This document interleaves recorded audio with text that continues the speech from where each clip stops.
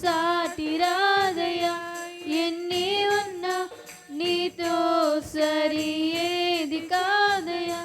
నన్ను మరువని ప్రేమ నీదయ్యా, నన్ను మార్చుకున్న ప్రేమ నీదే యేసయ్యా. నన్ను మరువని ప్రేమ నీదయ్యా, నన్ను మార్చుకున్న ప్రేమ నీదే యేసయ్యా.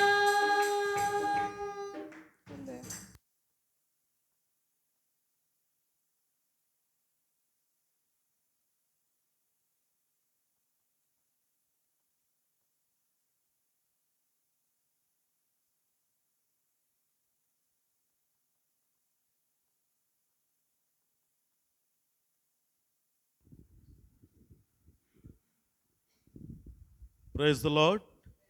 ప్రభునందు ప్రియ దేవునికి విశ్వాసులారా, ప్రభునామన మీ అందరికీ వందనాలు. ఈరోజు మనందరము కూడా ఈ రీతిగా దేవుని యొక్క సన్నిధిలో చేరువచ్చి దేవుని మహిమపరచుట కొరకు ఒక ప్రత్యేకమైనటువంటి కారణం ఉంది. ఈ యొక్క చదువుకుంటున్నటువంటి యవన బిడ్డలు కానీ చిన్న బిడ్డలు కానీ అలాగనే అనేక మంది ఈ ప్రాంతంలో టీచర్స్ ఉండటంతో ఈ యొక్క సెలవులు కావటం మనందరికీ కూడా సంఘ బిడ్డలందరూ కూడా ఆత్మీయంగా ప్రతి వారము ఏ రీతిగా అయితే బలపడుతున్నామో మరి ఎక్కువగా దేవునిలో ఆత్మీయతలో బలపడులాగిన ఈ యొక్క నిత్య సువార్త సభలు ఏర్పాటు చేయటం జరిగింది. ఎవర్ లాస్టింగ్ గాస్పల్ మీటింగ్స్ ఈరోజు, రేపు, ఎల్లుండి 2, 3, 4 తారీఖుల్లో. కాబట్టి ఈ యొక్క సువార్త సభలను దేవుడు ఘనంగా జరిగించి ఆయనకు మహిమకరంగాను చేరువచ్చినటువంటి విశ్వాసులకును దేవుని యొక్క సేవకులకు కూడా ఎంతో ఆశీర్వాదకరంగా ఈ యొక్క సభలు ఉండాలనేటువంటి తలంపుతో ఏర్పాటు చేయటం జరిగింది. అది దేవుని యొక్క చిత్త ప్రకారం. కనుక మొదటి రోజు ఈరోజు దేవునికి మహిమకరమైనటువంటి పాటలతో దేవుణ్ణి స్తుతించినటువంటి బిడ్డలందరికీ కూడా ప్రత్యేకంగా ధన్యవాదాలు తెలియపరుస్తూ, ఈరోజు నుండి రేపు, ఎల్లుండి కూడా ఆ దేవుణ్ణి స్తుతించుట కొరకు చక్కని పాటలతో సంఘ బిడ్డలందరూ కూడా సిద్ధపడి రావాల్సిందిగా మనవి చేస్తున్నాను. మొదటి రోజు కనుక కొంచెం ఆలస్యమైనా కూడా రేపటి నుంచి సమయానికి ప్రారంభించడం జరుగుతుంది. కాబట్టి దయచేసి విశ్వాసులందరూ కూడా త్వరపడి సమయానికి రావాల్సిందిగా మనవి చేస్తున్నాను. అలాగనే మనతో పాటుగా ఈ యొక్క 3 దినాలు కూడా దేవుని యొక్క వర్తమానాన్ని అందించడానికి దేవుడు ఎన్నుకున్నటువంటి దైవ సేవకులుగా మన యొక్క మెట్రో సెక్షన్ అధ్యక్షులైనటువంటి డాక్టర్ కె శ్యామరాజ్ కుమార్ గారిని దేవుడు ఎన్నుకోవటం జరిగింది. కనుక వారు కూడా మనతో ఉండటం చాలా సంతోషం. వారి ద్వారా దేవుడు మాట్లాడినటువంటి ప్రతి లేఖనాన్ని బట్టి కూడా మనం ఆత్మీయంగా బలపడతామని నమ్ముతున్నాను నేను. కనుక మొదటి రోజు కొద్దిగా ఆలస్యం అవటం, కొద్దిగా మనకి విశ్వాసులు తక్కువ సంఖ్యలో వచ్చినా కానీ రేపటి నుండి అనేక మంది బిడ్డలు చేరువచ్చి దేవుని మహింపరుస్తారని అయితే నేను నమ్ముతున్నాను. మొదటిగా ఎవరైతే దేవుని సన్నిధికి వస్తారో వారికి ఈ 3 రోజులు కూడా అనగానే ఈరోజు మొదట వచ్చిన వారికి నవ్వు వస్తుంది, సంతోషంగా హ్యాపీనెస్లో ఉన్నారు. ఈ 3 రోజులు కూడా వారిని దేవుడు ఆశీర్వదించునుగాక. ఆమేనా? లేదు, ఆ దేవుడు ఆశీర్వాదముతో పాటుగా సంఘము కూడా వారిని గుర్తించి చక్కని బహుమానం ఇవ్వాలనేటువంటి ఆలోచనతో ఉన్నాం. మొదట వచ్చి అయ్యా అంతేనంటారు. తప్పకుండా. అందుకే దేవుడు పరీక్ష చేయమని చెప్పారండి. ఆ పరీక్షలో నెగ్గిన వారిని కూడా దేవుడు ఈరోజు దీవించబోతున్నాడు. కాబట్టి చాలా సంతోషం. పెద్దలు చెప్పినట్టుగా వీలైతే రేపటి నుంచి ఈరోజు కూడా వచ్చిన వారికి ఇస్తాం.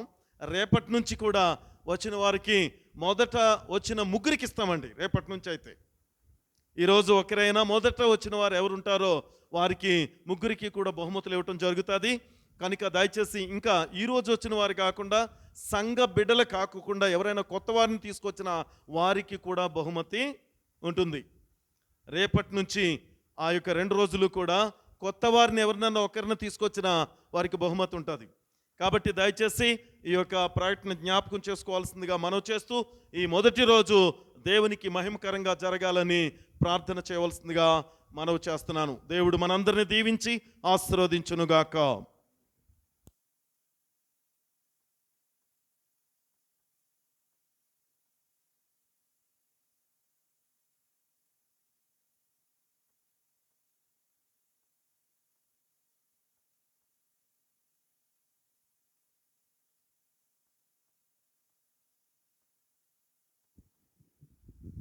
అందరికీ దేవుని పేరట వందనాలు చెల్లించుకుంటున్నానండి. మీటింగ్స్ అన్నాం, ఎవరు రాలేదు. సరే, ఏదేమైనప్పటికీ సెకండ్ డేలో వస్తారేమో.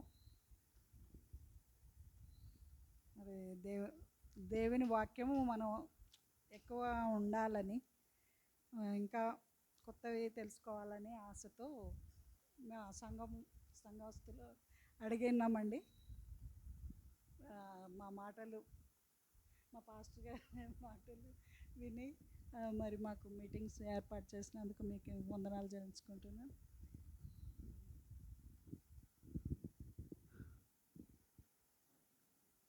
119వ దావీదు కీర్తన 1 నుండి 6 వచనాలు చదువుకుందాము. యెహోవా ధర్మశాస్త్రమును అనుసరించి నిర్దోషముగా నడుచుకొని వారు ధన్యులు. ఆయన శాసనములను గైకొనుచు పూర్ణ హృదయముతో ఆయనను వెదకువారు ధన్యులు. వారు ఆయన మార్గములలో నడుచుకొనుచు ఏ పాపమును చేయరు. నీ ఆజ్ఞలను జాగ్రత్తగా గైకొనవలనని నీవు మాకు ఆజ్ఞాపించి ఉన్నావు. ఆహా, నీ కట్టడలను గైకొనున్నట్లు నా ప్రవర్తన స్థిరపడి ఉండిన నెంత మేలు.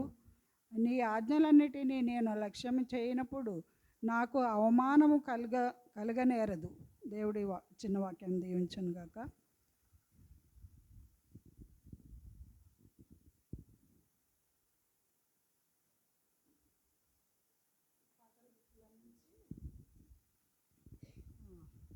యాభై 52వ పాట, 52 సాంగ్ నెంబర్.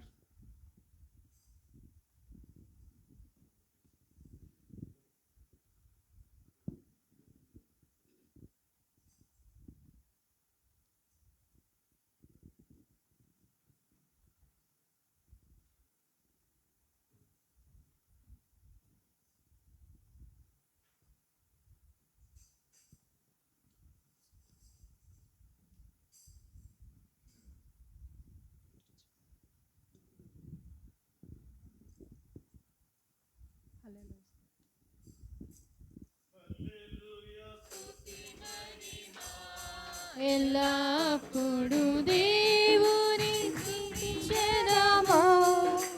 హల్లెలూయా స్తుతి మహిమ. ఎల్లప్పుడు దేవుని స్తుతించెదము. హల్లెలూయా హల్లెలూయా హల్లెలూయా.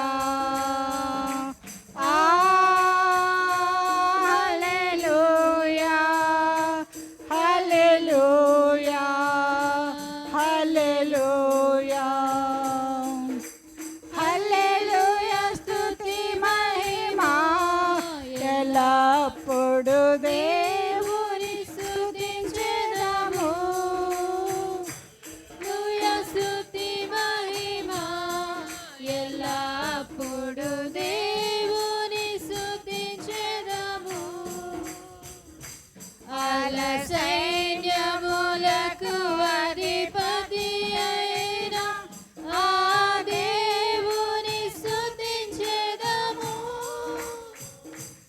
అల సైన్యము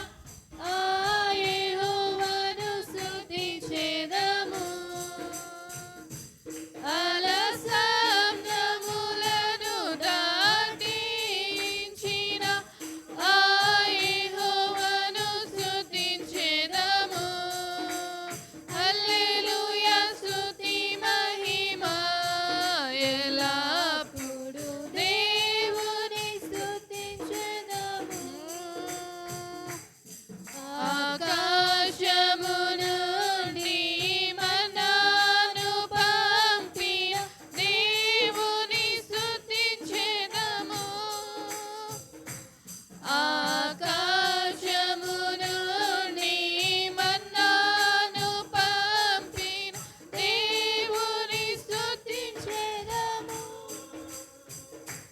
బండ నుండి మధుర జలములు పంపిన ఆ యెహోవాను స్తుతించెదము. బండ నుండి మధుర జలములు పంపిన ఆ యెహోవాను స్తుతించెదము.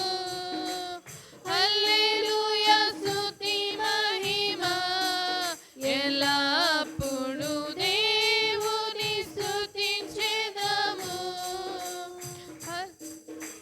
స్తుతి మహిమ ఎల్లప్పుడూ దేవుని స్తుతించెదము. పరలోకము నుండి ధరకే తెంచిన దేవుని స్తుతించెదము. పరలోకము నుండి ధరకే తెంచిన దేవుని స్తుతించెదము. నశించిన దానిని వెదకి రక్షించిన యేసుని స్తుతించెదము. నశించిన దానిని వెదకి రక్షించిన యేసుని స్తుతించెదము. హల్లెలూయా స్తుతి మహిమ ఎల్లప్పుడూ దేవుని స్తుతించెదము. హల్లెలూయా స్తుతి మహిమ ఎల్లప్పుడూ దేవుని స్తుతించెదము. హల్లెలూయా.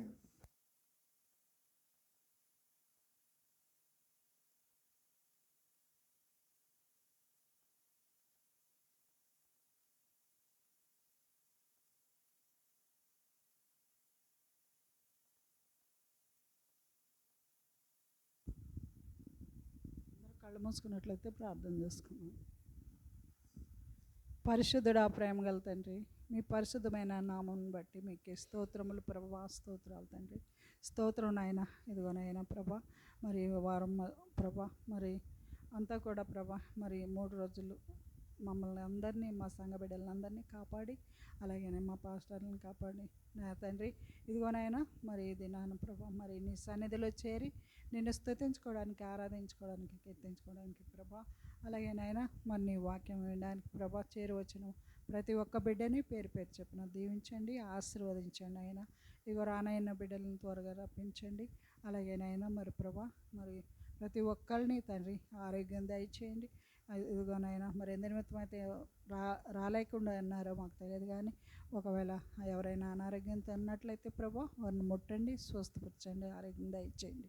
ఇదిగో తండ్రి, ఇంతవరకు నాయన మా ప్రభా మిమ్మల్ని పాటల ద్వారా మహిమపరిచి ఉంటుండగా తండ్రి మీరు మహిమ పొంది ఉన్నారని నమ్ముచున్నాం తండ్రి, ఘనత పొంది ఉన్నారని నమ్ముచున్నాం. యేసయ్య మీకే స్తోత్రాలు తండ్రి. ఇదిగో ప్రభా మరి ప్రెసిడెంట్ గారు ప్రభా మరి మా మధ్యలో ఉంటుండగా ఆయన దీవించండి, ఆయన మా కుటుంబాన్ని దీవించండి, ఆశీర్వదించండి. ఇదిగో ప్రభా మరి ఇక్కడ మరి వాక్యం చెప్తున్నప్పుడు ప్రభా ఆ వాక్యం మరి ప్రభా విని దాన్ని అర్థం చేసుకునే శక్తిని మాకు అనుగ్రహించండి. అలాగే ప్రభా మరి ఆ వాక్యానుసారంగా మేము జీవించే మనసును కూడా ప్రభా ప్రతి క్షణం మమ్మల్ని మా తండ్రి మమ్మల్ని సంధిస్తూ ఉండమని యేసయ్య మీ పాదాలు చెంత పెట్టుకుంటున్నాను. అలాగే నాయన మా సంకాపను దీవించండి, ఆశీర్వదించండి. ఆయన ఇదిగోనైనా ఆయన కుటుంబాన్ని దీవించండి, అలాగే బిడ్డల్ని దీవించి ఆశీర్వదించమని పెట్టుకుంటున్నాం తండ్రి. ఇదిగోనైనా మరి నీరు అక్కడ భాగస్వామ్య పిల్లలు తండ్రి నా దేవా మరి మా తండ్రి మరి ఈ దినాల్లో మా తండ్రి మాకు వాక్యం కరువతూ ఉంటుండగా ప్రభా నా దేవా మరి ఈ యొక్క 3 రోజులు కూడా ప్రభా నీ వాక్యాన్ని వినడానికి నాయన సంఘమంతా సిద్ధపడి వచ్చి నా తండ్రి నీ వాక్యం వెంటకు కృప చూపించమని, అలాగే నా తండ్రి జరగనైన కార్యక్రమం అంతట్లో మీరే ఉండి నడిపించమని జగద్రక్షకుడైన యేసుక్రీస్తు నామముపేట వినయముగా అడిబెడుకుంటున్నాం తండ్రి. ఆమేన్.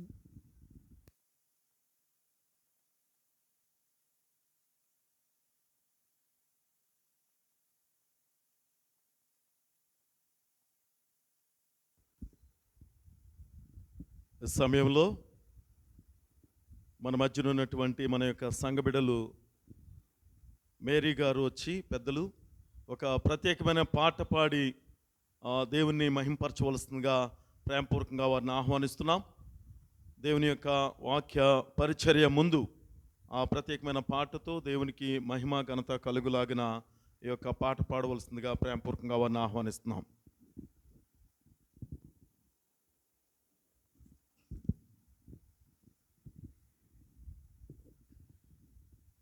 స్థిరపరచువాడవు, బలపరచువాడవు, పడిపోయిన చోటే నిలబెట్టువాడవు. స్థిరపరచువాడవు, బలపరచువాడవు, పడిపోయిన చోటే నిలబెట్టువాడవు. ఘనపరచువాడవు, హెచ్చించువాడవు, మా పక్షమున నిలచి జయమిచ్చువాడవు. ఏమైనా చేయగలవు, కథ మొత్తం మార్చగలవు. ఈ నామముకే మహిమంతా తెచ్చుకొందువు. ఏమైనా చేయగలవు, కథ మొత్తం మార్చగలవు. నీ నామముకే మహిమంతా తెచ్చుకొందువు. యేసయ్యా, యేసయ్యా, నీకే నీకే సాధ్యము. యేసయ్యా, యేసయ్యా, నీకే నీకే సాధ్యము. సర్వకృపానిధి మా పరమ కుమ్మరి, నీ చేతిలోనే మా జీవమున్నది. సర్వకృపానిధి మా మంచి కుమ్మరి, నీ చేతిలోనే మా జీవమున్నది.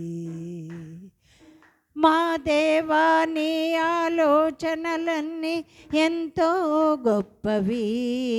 మా ఊహకు మించిన కార్యములెన్నో జరిగించుచున్నవి. మా దేవా, నీ ఆలోచనలన్నీ ఎంతో గొప్పవి. మా ఊహకు మించిన కార్యములెన్నో జరిగించుచున్నవి. ఏమైనా చేయగలవు, కథ మొత్తం మార్చగలవు. నీ నామముకే మహిమంతా తెచ్చుకొందువు. ఏమైనా చేయగలవు, కథ మొత్తం మార్చగలవు. నీ నామముకే మహిమంతా తెచ్చుకొందువు. యేసయ్యా, యేసయ్యా, నీకే నీకే సాధ్యము. యేసయ్యా, యేసయ్యా, నీకే నీకే సాధ్యము. నీ ఆజ్ఞ లేనిదే ఏదైనా జరుగునా. నీ కంచె దాటగా శత్రువుకు సాధ్యమా. నీ ఆజ్ఞ లేనిదే ఏమైనా జరుగునా. నీ కంచె దాటగా శత్రువుకు సాధ్యమా. మా దేవా, నీవే మాతో ఉంటే అంతే చాలును. అపవాది తలచిన కీడులన్నీ మేలైపోవును. మా దేవా, నీవే మా తోడు తోడుంటే అంతే చాలును. అపవాది తలచిన కీడులన్నీ మేలైపోవును. ఏమైనా చేయగలవు, కథ మొత్తం మార్చగలవు. నీ నామముకే మహిమంతా తెచ్చుకొందువు. ఏమైనా చేయగలవు, కథ మొత్తం మార్చగలవు. నీ నామముకే మహిమంతా తెచ్చుకొందువు. యేసయ్యా యేసయ్యా, నీకే నీకే సాధ్యము. యేసయ్యా యేసయ్యా, నీకే నీకే సాధ్యము. స్థిరపరచువాడవు, బలపరచువాడవు. పడిపోయిన చోటే నిలబెట్టువాడవు. ఘనపరచువాడవు, హెచ్చించువాడవు. మా పక్షమున నిలిచి జయమిచ్చువాడవు.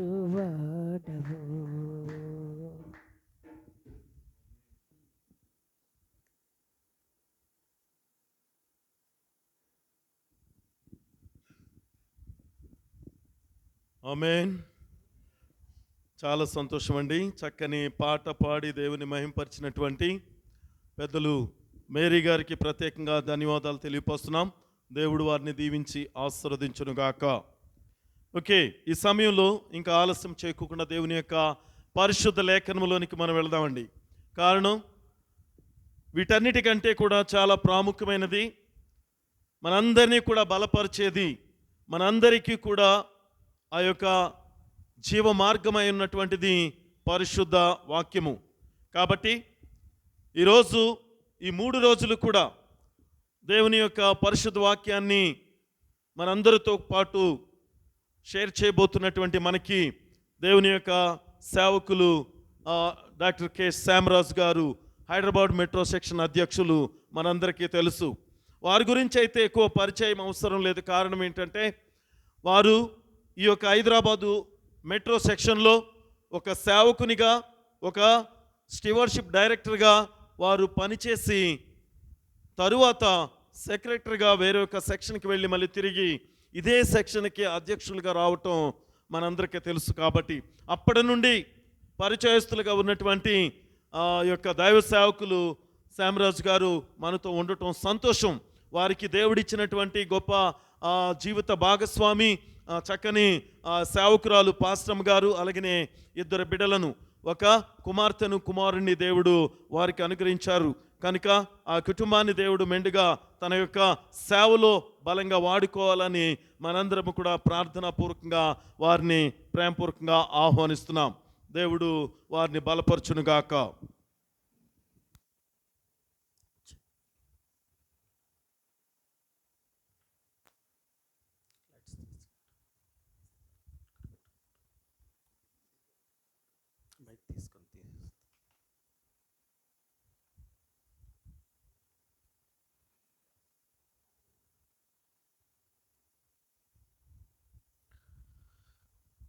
కూడి వచ్చిన ప్రతి ఒక్కరికి కూడా వందనాలు చెల్లిస్తున్నాను.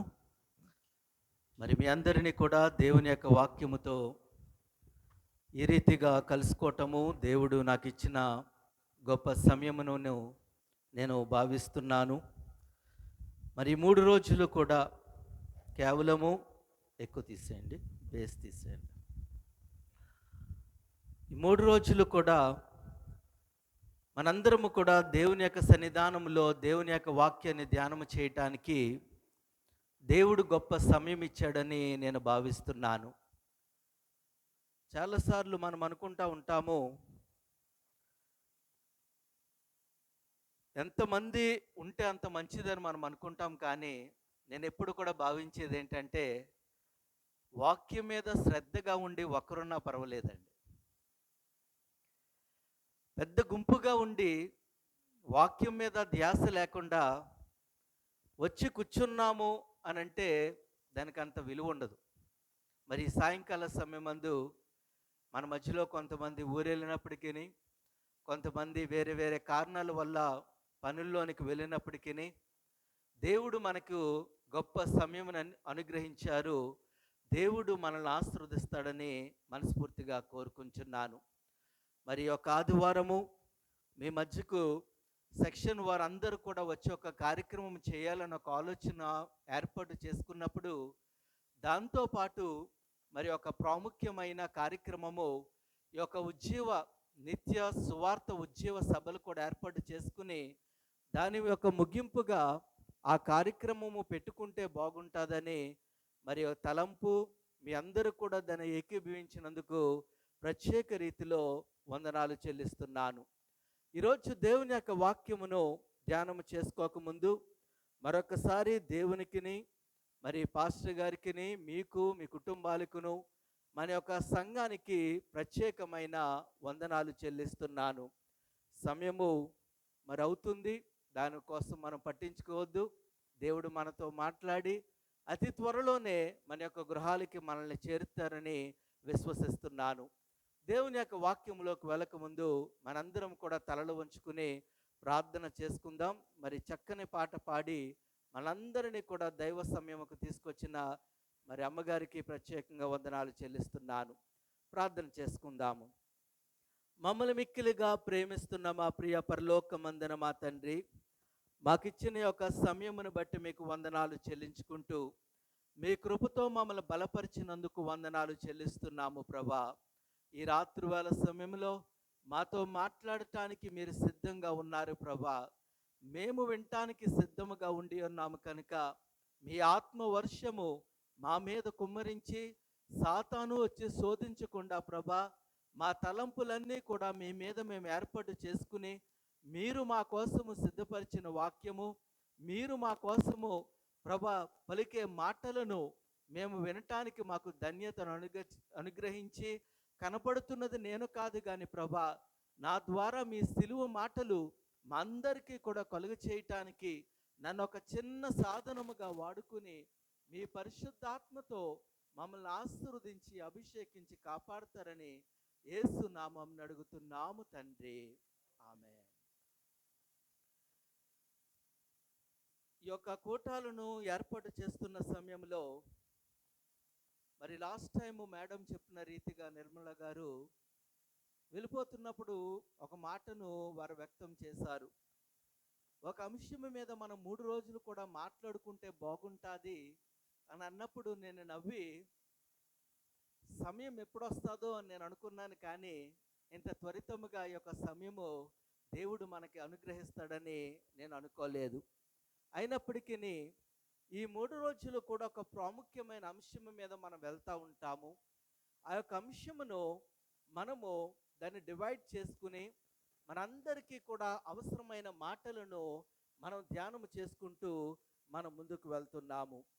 మరి యొక్క సమయమందు మనందరికీ కూడా తెలుసు, సెవెంత్ డే అడ్వెంటిస్ట్ సంఘము అనేటప్పటికీ చాలాసార్లు కొన్న ఆలోచన మనందరము కూడా సర్వసాధారణంగా మామూలుగా అన్ని సంఘాలతో కూడా ఒక సంఘముగా మనం అనుకుంటా ఉంటాము. లేకపోతే ఏముందలేండి, అన్నీ కూడా ప్రార్థించుకుంటున్నాయి, మేము కూడా ప్రార్థిస్తున్నాము, అక్కడికి వెళ్తే ఏంటి, ఇక్కడికి వెళ్తే ఏంటి, ఎక్కడుంటే ఏంటి అని మనం అనుకుంటా ఉంటాము. మరి ఏ సంఘాన్ని కూడా నేను కించపరచట్లేదు, కానీ దేవుని యొక్క తలంపుగా ఈ యొక్క సెవెంత్ డే అడ్వెంటిస్ట్ సంఘాన్ని మనం చూసుకున్నప్పుడు ఏదో ఒక చిన్నపాటి తలంపుతోనో చిన్నపాటి ఉలుకుతో వచ్చింది కాదు, కానీ దేవుడు ఒక ప్రాముఖ్యతను ఈ యొక్క అంత్యకాలంలోనికి తీసుకురావటానికి, మరి అన్ని సంఘాలకి కూడా ఒక భిన్నమైన సంఘముగా దేవుడు ఏర్పాటు చేసుకుని ఒక ఉన్నతమైన వాక్యముతో దేవుడు మనల్ని ఆశీర్వదించి మనల్ని పిలిచి ఉన్నారు.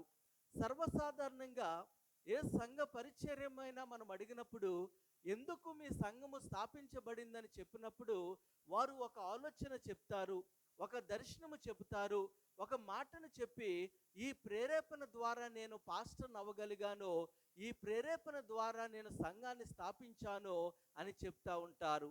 కానీ సెవెంత్ డే అడ్వెంటిస్ట్ సంఘం యొక్క గొప్పతనాన్ని మనం చూసుకున్నప్పుడు ఒకరితో ప్రారంభించింది కాదు, కానీ అనేకమైన ప్రాముఖ్యమైన సత్యాలను మరి కొన్ని పాటించకుండా పక్కన పెట్టేస్తున్న సమయంలో దేవుడు ఈ యొక్క సెవెంత్ డే అడ్వెంటిస్ట్ సంఘాన్ని 1840 సంవత్సరంలో ఒక రిఫార్మేషన్, ఒక ఉజ్జీవము లేక ఒక ఉనికిని తీసుకొచ్చి సంఘాలలోంచి దీన్ని పుట్టించి మరి ఒక్కొక్క సమయముకు ఒక్కొక్క ప్రాముఖ్యమైన తలంపును బయటకు తీసుకొస్తూ ఈరోజు ఇంత గొప్ప సంఘముగా దేవుడు ఏర్పాటు చేసి ఉన్నాడు. మనము ఒక సెవెంత్ డే అడ్వెంటిస్ట్ సంఘముగా ఆరాధిస్తున్నామంటే, మనం ప్రార్థిస్తున్నామంటే, మనం కలిసి ఉన్నామంటే ఏదో ఒక శనివారం వచ్చి ప్రార్థన చేసుకునే వారంగా కాకుండా మనందరికీ కూడా అవసరమైన 28 ప్రాముఖ్యమైన సిద్ధాంతాలు, 28 ప్రాముఖ్యమైన అంశాలతో, 28 ప్రాముఖ్యమైన పునాదులతో మన యొక్క సంఘము మరి నిర్మించబడి ఉన్నది. ఆ నిర్మింపబడిన సంఘము మీద మనందరము కూడా కట్టబడుతున్నామని విశ్వాసముతో ధైర్యముగా దేవుని యొక్క ఆలోచనతో నేను ఈ యొక్క విషయాన్ని చెప్పగలుగుతున్నాను. గొప్ప విషయంలో మీకు సమయం ఉన్నప్పుడు మీరు గూగుల్ చేయొచ్చు, లేకపోతే ఒకవేళ మీకు ఇంగ్లీష్ వచ్చినా లేకపోతే మీకు ఆలోచన అంటే చదువుకోవటానికి అవకాశం ఉన్నట్లయితే సెవెంత్ డే అడ్వెంటిస్ట్ సంఘానికి ఈ యొక్క 28 సిద్ధాంతాల యొక్క పుస్తకాన్ని మీరు చదవగలిగినట్లయితే అసలు మీరు ఎందుకు సెవెంత్ డే అడ్వెంటిస్ట్ సభ్యులయ్యారో, ఏంటి నా ప్రత్యేకత అనేది ఈ పుస్తకం ద్వారా మనం తెలుసుకోగలుగుతాము. క్లుప్తంగా ఈ పుస్తకంలో మనం ఏమున్నవి, ఈ యొక్క ఏమిటి 28 సిద్ధాంతాలను మనం చూసుకున్నప్పుడు ఇక్కడ 28ను కూడా ప్రాముఖ్యంగా మనం చూస్తూ ఉంటాము.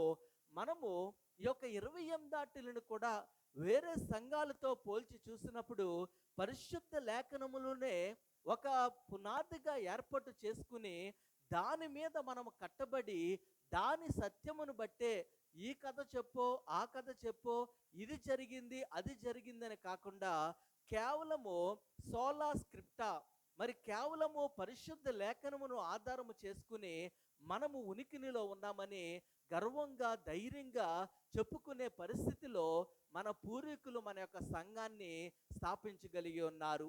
మరి ఈరోజు ఈ యొక్క 28 సిద్ధాంతాలను నేను మాట్లాడతలేదు, కానీ ఈ 3 రోజులకి కూడా మనకు అవసరమైన ఒక ప్రాముఖ్యమైన విషయాన్ని నేను తీసుకుని ముందుకు వెళ్ళాలనుకుంటున్నాను. అది ఏమిటంటే క్రిస్టియన్ బిహేవియర్.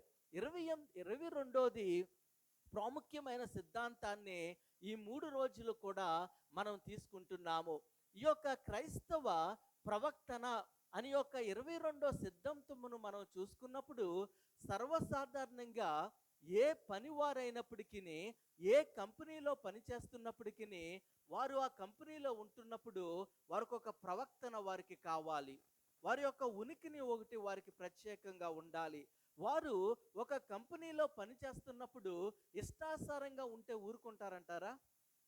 లేదండి. దానికి కొన్ని బైలాస్ ఉంటాయి, దానికి కొన్ని పద్ధతులు ఉంటాయి, కొన్ని నియమాలు వాటికి అనుగ్రహించి వాటిని పాటించాలి అని చెప్తా ఉంటారు. అదే రీతిగా నీవు నేను క్రైస్తవుడుగా క్రైస్తవురాలుగా ఈ లోకములో ఉంటున్నప్పుడు కూడా దేవుడు మన దగ్గర నుంచి ఒక గొప్ప ప్రవక్తనను దేవుడు ఎంపిక చేసుకుని ఆ ప్రవక్తన ప్రతి క్రైస్తవుడు కూడా సంఘమును బట్టి కాదది బైబిల్ ద్వారా మనం చూస్తున్నప్పుడు ప్రతి ఒక్కరు కూడా ఆ క్రైస్తవ ప్రవక్తనలో ఈ లోకములో కనపడాలని దేవుడు ఆశిస్తున్నాడు. అది పరిశుద్ధాత్మ ద్వారా గుర్తింపును పొంది మన యొక్క సంఘానికి ఒక పునాదిగా ఒక సిద్ధాంతంగా ఇవ్వబడినట్లు దాన్ని మనము విశ్వాసముతో దాన్ని మనం అంగీకరిస్తున్నాము. ఈ యొక్క ప్రాముఖ్యమైన క్రైస్తవ మరి జీవితమును మనం చూసుకుంటున్నప్పుడు, క్రైస్తవ తలంపును మనం చూసుకుంటున్నప్పుడు మనందరికీ ప్రవక్తనలో ప్రాముఖ్యంగా మనం చూడబోతుంది ఏంటంటే ఇవి మనకి ఈ పుస్తకంలో ఉంటాయి. నేను దీన్ని ఒక బేస్గా తీసుకున్నాను, కానీ నా వాక్యాల్లో దీంట్లోంచి కొంచెం కొంచెం సారాంశము తీసుకుని వేరేగా నేను తీసుకువెళ్తా ఉంటాను. ఈ యొక్క సిద్ధాంతంలో మనం ఎక్కువగా ఈ క్రైస్తవ ప్రవక్తనలో మనం తెలుసుకుంటున్నది ఏంటంటే, మన ప్రవక్తన రక్షణ ఏ రీతిగా లింక్ పడి ఉన్నది, రెండూ కూడా జతపరచబడి ఉన్నవో మనం చూస్తాము. తర్వాత పరిశుద్ధాత్మకు మన శరీరము ఆలయము ఎలాగైతే ఉన్నదో, ఏ రీతిగా ఈ యొక్క శరీరాన్ని మనము దేవునికి పవిత్రమైన ఆలయముగా ఏర్పాటు చేసుకుంటున్నామో మనము చూస్తాము. తర్వాత దేవుని యొక్క ఆశీర్వాదములు మన సంపూర్తి ఆరోగ్యము మీద అని ఒక విషయాన్ని మనం చూసి, దేవుడు అవయవమును అంటే ఎక్సర్సైజ్ను దేవుడు ఎలాగా మనకు అనుగ్రహించాడో, సూర్యరశ్మి మనకు ఎలాగ ఆశీర్వాదముగా ఇచ్చాడో, నీళ్లు ఎలాగ ఆశీర్వాదముగా ఇచ్చాడో, మంచి మరి గాలి ఎలాగైతే ప్రాముఖ్యంగా ఉన్నదో, మనము మితానుభావంతో ఉన్నప్పుడు మరి యొక్క టొబాకో, చుట్టా, బీడీ, సిగరెట్లు కానీ, లేకపోతే మందు కానీ, లేకపోతే వేరే వేరే ఈ మనల్ని హాని చేసేవి తీసుకోకుండా ఎలాగుండాలో మనం తెలుసుకుంటూ, మనకు విశ్రాంతి అనేది కూడా, నిద్ర అనేది దేవుడు ఒక బహుమతిగా ఇచ్చి, ఆ యొక్క విశ్రాంతి సమయమును మనం సినిమాల మీదను, టీవీ మీదను, రేడియో మీదను, వీడియోల మీదను, ప్రస్తుతానికి యొక్క ఫోన్ల మీదను ఏ రీతిగా సమయం గడుపుతున్నామో, పుస్తకాలు చదివేటప్పుడు ఏ పుస్తకాలు చదువుతున్నామో, మ్యూజిక్ వినేటప్పుడు ఎలాంటి మ్యూజిక్ వింటున్నామో, మనము కార్యక్రమములు చేస్తున్నప్పుడు ఎలాంటివి చేస్తున్నామో, మనము శరీర సంబంధమైన వాటిల్లో మనం దీంట్లో తెలుసుకోగలుగుతాము.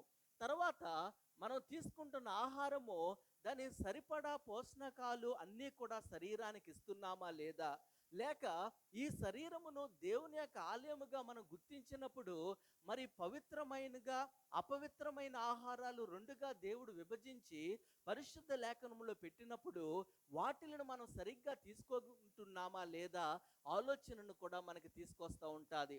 దాంతోపాటు మనకి కావలసిన క్రైస్తవ బట్టలు, దుస్తులు మనం వేసుకునేట్టున్నప్పుడు, అది యవనస్తులైనప్పటికీ పెద్దవారైనప్పటికీ దేవుని దగ్గరకు వస్తున్నప్పుడు ఎలాంటి దుస్తులు వేసుకుంటున్నారు, బయటకు వెళ్ళినప్పుడు ఎలాంటి దుస్తులు వేసుకుంటున్నారు, మనం ఎక్కడైనా ఉంటున్నప్పుడు మన యొక్క అలంకరణ ద్వారా దేవుని మనం మహిమపరుస్తున్నామా లేదా అన్నది కూడా దీంట్లో మనము చూస్తూ ఉంటాము. తర్వాత మనము ఈ యొక్క బట్టలు వేసుకోవటం ద్వారా దేవుడు ఎలాంటి ఆశీర్వాదములు కూడా మనకు అనుగ్రహిస్తున్నాడో, మరి ఎలాగా వేసుకోవాలి, ఎలాగ వేసుకోకూడదు అన్నది కూడా మనం చూస్తూనే ఉంటాము. మరి దాంట్లోనే మనం చూస్తున్నది ఏంటంటే, మరి ఒక క్రైస్తవుడుగా ఉంటున్నప్పుడు, ఒక క్రైస్తవురాలుగా ఉంటున్నప్పుడు నీవు ఏ స్థితిలో ఉన్నావు, ఏ స్థాయిలో నువ్వు ఉన్నావు, నీ యొక్క జీవితము యేసుక్రీస్తు వారి వంటి మనసు కలిగి ఉంటుందా లేదా, నీ జీవితము ద్వారా దేవుణ్ణి మహిమపరిచి నువ్వు ఆరాధించగలుగుతున్నావా లేదా, నీ జీవితము నీవు ఒక ఉదాహరణగా ఏర్పాటు చేసుకుంటున్నావా లేదా, నీ జీవితము ద్వారా నీవు ఒక సేవకునిగా, సేవకురాలుగా ప్రజలు ఈ లోకములో నేను గుర్తించగలుగుతున్నారా లేదా అన్నది ఈ యొక్క డాక్ట్రిన్, ఈ సిద్ధాంతములంతా కూడా మనం చూస్తూ ఉంటాము. సమయము నేను దీన్ని మీ దగ్గర ఉంటుంది కాబట్టి, ఆన్లైన్లో బ్రౌజ్ చేసినా మనకు దొరుకుతుంది కాబట్టి ఈ టాపిక్స్ మీద నేను తీసుకోవట్లేదు. మీరు సమయం ఉన్నప్పుడు దీంట్లోంచి మీరు చదవచ్చు, మీకు ఎక్కువగా తెలుస్తూ ఉంటుంది. కానీ దీన్ని ఒక బేస్గా తీసుకుని, ఒక బ్యాక్గ్రౌండ్గా తీసుకుని, దాని యొక్క పునాదిగా నేను తీసుకుని ఈ యొక్క క్రైస్తవ ప్రవక్తన మీద ఈ 3 రోజులు కూడా మన యొక్క క్రైస్తవ జీవితాన్ని ఎలా కట్టుకోగలుగుతాము, ఎలాగా మనము దేవునికి ఇష్టమైన జీవితముగా దాన్ని ఏర్పాటు చేసుకుంటామో మనం ఈరోజు చూడగలుగుతున్నాము. ఎందుకు ఈ యొక్క క్రైస్తవ జీవితమును, క్రైస్తవ ప్రవక్తనను మనం దేవునికి ఇష్టముగా ఉంచుకోవాలి, దేవునికి అంగీకారముగా ఉండాలి, ఎందుకు నేను అసలు ఈ ప్రవక్తనలో ముందుకు వెళ్ళాలి అని అనుకున్నప్పుడు, దేవుడు మనందరి దగ్గర నుంచి కోరుకుంటున్నది ఏంటంటే, ఫిలిప్పీలు రాసిన పత్రిక 2వ అధ్యాయము 5వ వచనములో ఈ రీతిగా సెలవిస్తున్నది. వాక్యం చదువుకుందాం మనం. క్రీస్తు యేసునకు కలిగిన క్రీస్తు యేసునకు కలిగిన ఈ మనస్సు ఈ మనస్సు మీరును కలిగి ఉండుడి. మీరును కలిగి ఉండుడి. ఇక్కడ మనం చూస్తున్నప్పుడు ప్రతి క్రైస్తవుడు, ప్రతి క్రైస్తవురాలికి కూడా ఎలాంటి మనసు కలిగి ఉండాలి? క్రీస్తు వంటి మనసు కలిగి ఉండాలని మనము చూస్తున్నాము. ఎందుకు క్రీస్తు వంటి మనసు కలిగి ఉండాలి? ఎందుకు క్రీస్తు వంటి మనసు కలిగి ఉండాలంటే, ఈ లోకంలో ఉన్న ప్రజలు, ఈ లోకంలో ఉన్న ప్రతి ఒక్కరి కూడా మరి వారు మనల్ని చూస్తూ వారు గమనిస్తున్నది ఏంటంటే, వీరు క్రైస్తవులు కదా, వీరు క్రీస్తును వెంబడిస్తున్నారు కదా, వీరు క్రీస్తును ముందుకు తీసుకువెళ్తున్నారు కదా, వీరు క్రీస్తును ఆరాధిస్తున్నారు కదా. సో ఇలాగ ఆరాధిస్తున్నప్పుడు వారికి ఎలాంటి ప్రవక్తన వారిలో ఉన్నది? ఎందుకు ఆ యేసుక్రీస్తు వారిని వారు ఆరాధించాలి అనే ఒక ఆలోచన వారికి పుట్టినప్పుడు, ఈ ప్రవక్తన, ఈ మనస్సు ఎప్పుడైతే మనం కలిగి ఉంటామో అప్పుడు వారు మనలో యేసుక్రీస్తు వారిని చూడగలుగుతారని ఈ వాక్యం ద్వారా మనం చూడగలుగుతాము. మీరు ఎప్పుడైనా ఆలోచించారంటారా? మీరు ఎప్పుడైనా బయట వారితో మాట్లాడినప్పుడు, లేకపోతే వేరే దేవుళ్ళని ఆరాధిస్తున్న వారి దగ్గరికి వెళ్ళి యేసుక్రీస్తు వారిని నమ్ముకోమని చెప్పినప్పుడు వారు ఏం అంటారండి? మీ దేవుడు ఒక్కడే, మా దేవుడు ఒక్కడే, ఏ దేవుడిని నమ్ముకుంటే ఎందుకు అనేసి అంటూ ఉంటారు. కానీ మనకు కావలసింది ఏంటంటే, అందరు దేవుళ్ళు ఒక్కరే అని కాకుండా వారికి వ్యత్యాసంగా తెలిసేది ఏంటంటే, ఎప్పుడైతే క్రైస్తవులందరూ కూడా క్రీస్తు మనస్సు కలిగి ఉంటారో వారి యొక్క ప్రవక్తన ద్వారా, వారి యొక్క జీవితము ద్వారా, మా దేవుణ్ణి మేము నమ్ముకుంటే మా జీవితము ఈ రీతిగా ఉన్నది, కానీ యేసుక్రీస్తు వారిని నమ్ముకుంటే ఈ క్రైస్తవుడు యేసు యొక్క మనసు కలిగి ఉన్నాడు అంటే ఇతని జీవితము ఇలాగున్నదంటే దానిని నేను పెంపొందించుకోవాలి, దానిని నేను స్వీకరించాలి అనే ఒక ఆలోచన ప్రతి క్రైస్తవుడికి, క్రైస్తవురాలికి కూడా రావాలి. ఎందుకు ఆ యొక్క మనస్సు కలిగి మనం ఉండాలి అని అంటే, చాలాసార్లు చెప్తా ఉంటాను. ఎఫెసీయులు రాసిన పత్రిక 4వ అధ్యాయము 12-13 వచనంలో మనం చూసుకున్నప్పుడు ఎందుకు ఆ మనస్సు మనం కలిగి ఉండాలి అన్నది మనం ఇక్కడ చూస్తున్నాము.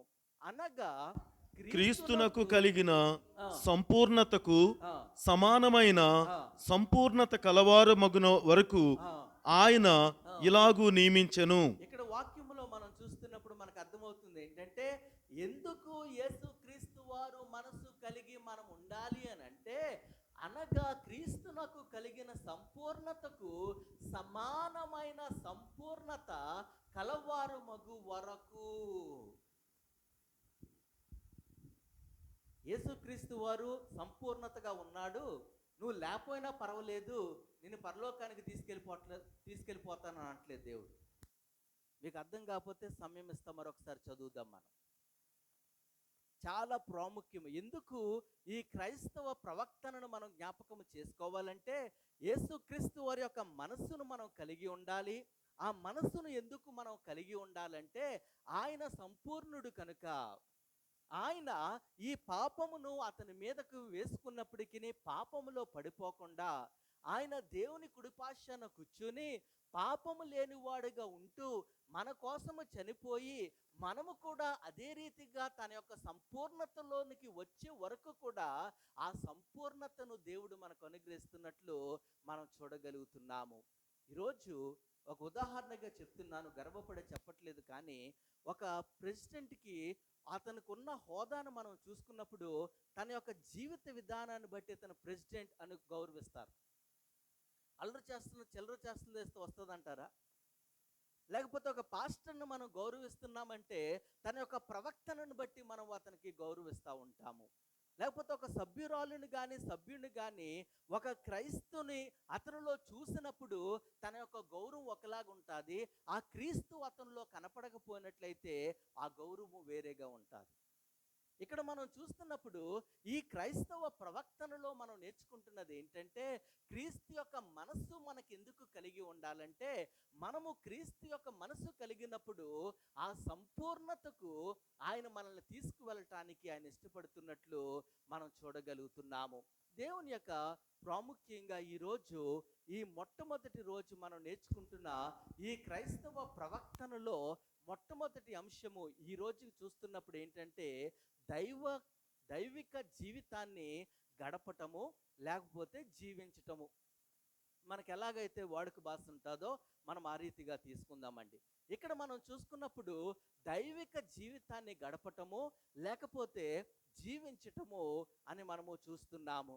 మనం అందరము కూడా ఈ క్రైస్తవ ప్రవక్తన జీవితంలో నిజంగా మనం జీవించగలుగుతున్నామంటారా? మన యొక్క ప్రవక్తన నలుగురికి కనపడుతున్నప్పుడు మనం ఒక సెవెంత్ డే అడ్వెంటిస్ట్ సంఘంకి వెళ్తున్న వారిగా గుర్తింపు పొందుతున్నామంటారా? లేకపోతే ఒక చర్చికి వెళ్తున్న సభ్యునిగా, విశ్వాసుడిగా, విశ్వాసురాలుగా మనం కనపడగలుగుతున్నామంటారా? మన యొక్క జీవిత విధానము దైవరీకంగా ఉందా లేదా అన్నది మనం ఆలోచన చేసుకోవాలి. ఎందుకంటే దేవుని దగ్గరకు వస్తున్న ప్రజలు, బాప్తిజము తీసుకున్న ప్రజలు, నేను ఈ లోకాన్ని విడిచిపెడతానని వాగ్దానం చేసిన ప్రజలు మళ్ళీ లోకంలోకి వెళ్ళకూడదు.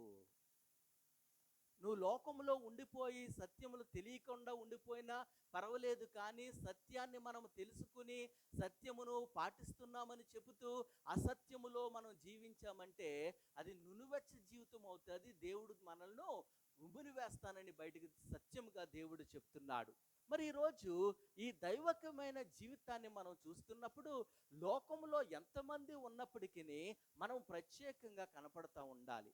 లోకంలో ఎంతమంది ఎలాంటి జీవితము జీవిస్తున్నప్పటికీ మన యొక్క ప్రవక్తన ఎదుటివాడి మీదకి ఒక నీడ పడాలి, ఆ షాడో పడాలి.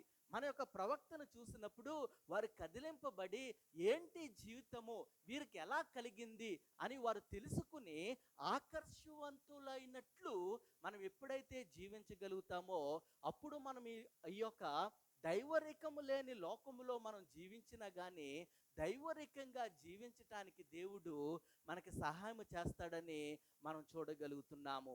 రోమీలు రాసిన పత్రిక 12వ అధ్యాయము 1-2 వచనాలలో మనం చూసుకున్నప్పుడు ఈ ప్రాముఖ్యమైన విషయాన్ని మనం చూడగలుగుతున్నాము. కాబట్టి సహోదరులారా, పరిశుద్ధమును దేవునికి అనుకూలమునైన సజీవ యాగముగా మీ శరీరములను ఆయనకు సమర్పించుకొనుడని దేవుని వాత్సల్యమును బట్టి మిమ్మును బ్రతిమాలుకొనుచున్నాను.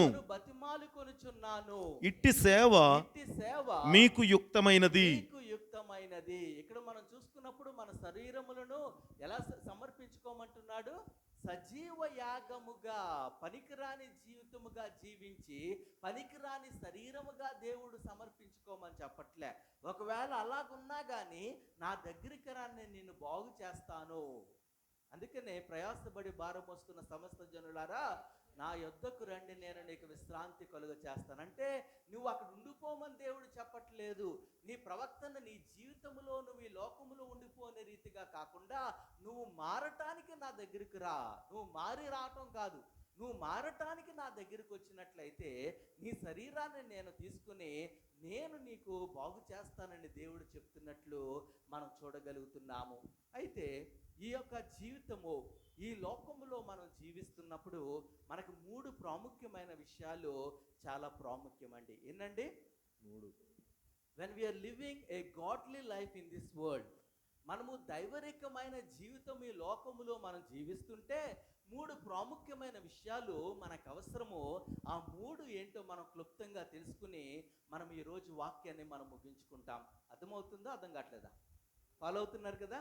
Thank you so much. దేవుని నామముకు వందనాలు. అయితే ఇక్కడ మనం చూస్తున్నప్పుడు మొట్టమొదటికి మనకు అవసరమైనది ఏంటంటే క్రీస్తు లాంటి స్వభావము. మనం క్రీస్తు మనసు కలిగి ఉండాలి. క్రీస్తు యొక్క రూపంలోనికి మనం మార్చబడాలి. మనము క్రీస్తుకు మన శరీరాలను సజీవ యాగముగా మనం ఇస్తున్నప్పుడు మనకి అవసరమైనది ఏంటంటే మనకు క్రీస్తు వంటి స్వభావాన్ని మనం కలిగి ఉండాలి. The character of Jesus Christ. నా క్యారెక్టర్ వేరేగా ఉంటుంది, వేరే వాళ్ళ క్యారెక్టర్ వేరేగా ఉంటుంది, వేరే వాళ్ళ క్యారెక్టర్ వేరేగా ఉంటుంది. కానీ మనకు కావాల్సింది ఏంటంటే God is not expecting to show Samraj character into the world. దేవుడు శామ్రాజ్ యొక్క గుణ లక్షణాలు ప్రపంచానికి చూపించమని దేవుడు కోరుకోవట్లేదు. శామ్రాజ్లో కూడా దేవుడు కోరుకుంటున్నది ఏంటంటే క్రీస్తు యొక్క గుణ లక్షణాలు బయటికి కనపడాలని కోరుకుంటున్నాడు. అందుకనే సంఘముగా మాట్లాడుతున్నప్పుడు ఒక అవయముగా మనల్ని విభజించినప్పటికీ సంఘముగా శరీరము అని అంటున్నాడు తప్ప ఒక ముక్కని ఇటు తీసి ఒక ముక్కని అటు తీసి ఒక ముక్కని ఇటు తీసి దేవుడు మాట్లాడతలేదు. మనందరము కూడా సంఘముగా ఉంటున్నప్పుడు అందరికీ కూడా సమానంగా అవసరమైనది ఏంటంటే క్రీస్తు యొక్క స్వభావం అనేది చాలా ప్రాముఖ్యమని మనం చూడగలుగుతున్నాము. మొదటి యోహాను 2వ అధ్యాయము 6వ వచనంలో మనం చూసుకున్నప్పుడు ఈ ఆయన యందు ఆయన యందు నిలిచి ఉన్నవాడనని చెప్పుకొనివాడు ఆయన ఎలాగూ నడుచుకొనెనో అలాగే తానును నడుచుకొన బద్ధుడై ఉన్నాడు. మనం ఆయన యందు ఉన్నామని దీని వలన తెలుసుకొనుచున్నాము.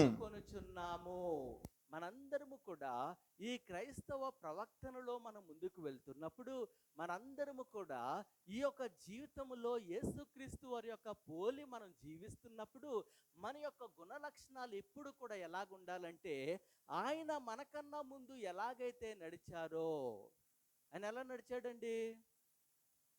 సమయం సందర్భాన్ని బట్టి అబద్ధాలు ఆడా? సమయం సందర్భాన్ని బట్టి ఈరోజు నాకు కొద్దిగా బద్ధకంగా ఉందని నేను బయటికి రాను సువార్తగా అనేసి అన్నాడంటారా? సమయం సందర్భాన్ని బట్టి తను అవసరమైతే నేను సిలువ పైన మరణిస్తాను లేకపోతే నేను వెనక్కి వెళ్ళిపోతానని పిరికి వాళ్ళగానని అన్నాడంటారా? ఇంకెలా మాట్లాడుకుంటే చాలా వస్తూ ఉంటాయి, సమయం లేదు. కానీ యేసుక్రీస్తు వారు మనలందరినీ కూడా ఆయన ఎలాగైతే నడిచి ఉన్నాడో, ఎలాంటి ప్రవక్తన ఈ లోకములో ఆయన చూపించి ఉన్నాడో, ఆయన ఎవరైనా అనారోగ్యంగా ఉన్నప్పుడు ఎలాగైతే వారిని చూసినప్పుడు జాలిపడి ఉన్నాడో, వారిని చూసినప్పుడు ఎలాగైతే కరుణ పడ్డాడో, వారిని చూసినప్పుడు అయ్యో పంట అయితే విస్తారంగా ఉన్నది కోసువారు లేరు అని ఎలాగైతే ఆయన తాపత్రపడి ఉన్నాడో, ఎలాగైతే పనివారి కోసం అతను శిష్యులను తరబీదు చేసి ఉన్నాడో, ఇలాంటి నడక మన యొక్క జీవితంలో మనం సంపాదించుకోగలుగుతున్నామా లేదా మనకి కావాలి. దేవుని యొక్క విశ్వాసులుగా ఆయన యొక్క నడకలో మనం ఎప్పుడైతే నడుస్తూ ఉంటామో, ఆయన యొక్క పోలికలోనికి మనం ఎప్పుడైతే మార్చబడటానికి మనం ప్రయత్నం చేస్తూ ఉంటామో, మన యొక్క పూర్వీకులు పాత నిబంధన గ్రంథములో ఎలాగైతే వారు దేవునితో నడవగలిగి ఉన్నారో అదే రీతిగా నీవు నేను కూడా నడవగలుగుతాం.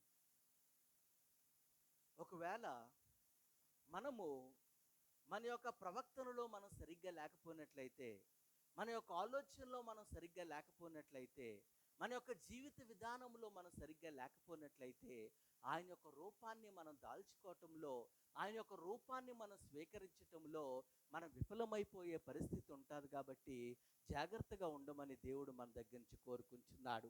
ఇక్కడ నడకను కోసం మనం మాట్లాడుతున్నప్పుడు ఒక ఉదాహరణ నేను తీసుకురావాలనుకుంటున్నాను. యోసేపు పోతీఫరు యొక్క ఉదాహరణ నేను తీసుకురావాలనుకుంటున్నాను. మనందరికీ కూడా తెలుసు, నేను దీని ముందు సమయం ఎక్కువ గడపను కానీ ఒక విషయాన్ని నేను జ్ఞాపకం చేస్తున్నాను.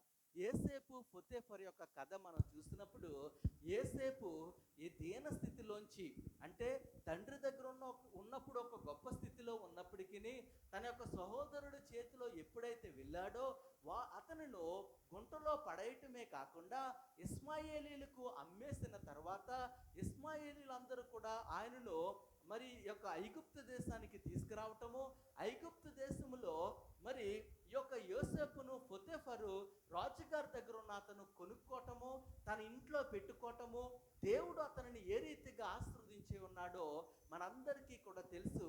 ఈ కథ విన్నప్పుడల్లా కూడా మనం ఏమనుకుంటామంటే వ్యభిచారము కోసము మాట్లాడే ప్రస్తావన అని మనం అనుకుంటాం. అవునా కాదంటారా? ఇక్కడ ఈ యొక్క యోసేపు మరి ఈ యొక్క పొతీఫరు యొక్క భార్యను, మరి భార్య ఎప్పుడైతే శోధిస్తానికి ముందుకు వెళ్తుందో అతను తప్పించుకున్నాడు అని మనం అనుకుంటాము. అది కేవలము యోసేపు ఆ క్షణమందు శరీర సంబంధమైన రిలేషన్షిప్ లేకపోతే బంధుత్వం నుంచి అతను తప్పించుకోవటం కాదు, కానీ తన యొక్క క్యారెక్టర్ని మచ్చ తెచ్చుకోకుండా ఉండటానికి అతను ప్రయత్నం చేశాడు. ఈరోజు ఈ యొక్క పొతీఫరు లాంటి భార్య మనకి కనపడకపోవచ్చు, లేకపోతే ఒక భర్త మనకి కనపడకపోవచ్చు, లేకపోతే ఎవరొకరు శరీర సంబంధమైన శోధించేవారు మనకి కనపడకపోయినప్పటికీ ఒక డబ్బు కట్ట మనకి కనపడుతూ ఉంటుంది మనకి, లేకపోతే ఒక అబద్ధము ఆడవలసిన పరిస్థితి మనకి ఎదురవుతూ ఉంటుంది, లేకపోతే మనం ఈ లోకంలో దేనికో దానికి అమ్ముడుపోవలసిన పరిస్థితి మనకు ఏర్పడుతుంది. అలాంటిటప్పుడు యోసేపు ఒక బానిసత్వము నుంచి మరి పొతీఫరు కొనుక్కుని తన గృహంలోనికి తీసుకువెళ్ళి ఇదంతా కూడా మనం చూడగలుగుతున్నాం. ఎలాగైతే మరి తన యొక్క భార్య ఆయన మీద కన్ను వేసిందో లోకము కూడా మన మీద కన్ను వేసి మనకొక మచ్చ తీసుకురావాలనుకుంటున్నప్పుడు, మన యొక్క ప్రవక్తను కించపరచాలనుకుంటున్నప్పుడు, యేసు యొక్క గుణలక్షణాలు మనం పెంచుకోవాలనుకుంటున్నప్పుడు సాతాను ఒక శోధన మన దగ్గరికి తీసుకొస్తున్నప్పుడు, ఎలాగైతే యోసేపు కాదు వద్దు నా దేవునికి విరోధంగా నేను ఏ రీతికి పాపము చెయ్యాలి అని అతను పారిపోగలిగి ఉన్నాడో, ఒకవేళ నీవు నేను నీతిగా ఉండటం వల్ల జైలుకి వెళ్ళిపోయినా కానీ నేను నీతిగానే ఉండగలుగుతాను అని ప్రవక్తన మనం తెచ్చుకోగలుగుతున్నామా లేదా ఆలోచన చేయవలసిందిగా దేవుడు మన దగ్గర నుంచి కోరుకుంటున్నాడు. దేవుని యొక్క ప్రియబిడ్డలుగా ఈరోజు ప్రతి వారము మనం సంఘానికి వస్తున్నామంటే, ప్రతిరోజు మనం బైబిల్ చదువుకుంటున్నామంటే, ప్రతిరోజు కూడా మనం పాటలు పాడుకుంటున్నామంటే దేవుడు మన దగ్గర నుంచి కోరుకుంటున్నది ఏంటంటే ఆయన యొక్క గుణలక్షణాలు మనలో ఉండాలని దేవుడు మనం కోరుకుంటున్నాడు. ఆయన యొక్క తలంపు మనలో ఉండాలని కోరుకుంటున్నాడు. ఆయన యొక్క ఆలోచన మనలో ఉండాలని కోరుకుంటున్నాడు. మనల్ని చూసినప్పుడు ఎవరూ కూడా మానవులుగా చూడటానికి కాదు, కానీ యేసుక్రీస్తు వారిని మనలోంచి వారు చూసుకోవాలని అనుకుంటున్నప్పుడు అలాంటి జీవితము జీవించటానికి మనం ప్రయత్నం చేయవలసిందిగా దేవుడు మన దగ్గర నుంచి కోరుకుంటున్నాడు. 1 పేతురు 2:21 మనం చూస్తున్నప్పుడు ఇందుకు పిలువబడితిరి. ఎందుకు పిలువబడితిరి అంటే ఎందుకు పిలువబడితిరి? క్రీస్తు కూడా మీ కొరకు బాధపడి మీరు తన అడుగుజాడల యందు నడుచుకొనున్నట్లు మీకు మాదిరి ఉంచిపోయెను. ఆయన ఈ లోకంలో ఒక మాదిరి ఉంచిపోయారంటే ఎలా మాదిరి ఉంచిపోయారు? ఎవరి కోసం ఉంచిపోయారంట? మన కోసము ఆయన ఒక మాదిరి ఉంచిపోయారు అని మనం చూడగలుగుతున్నాము.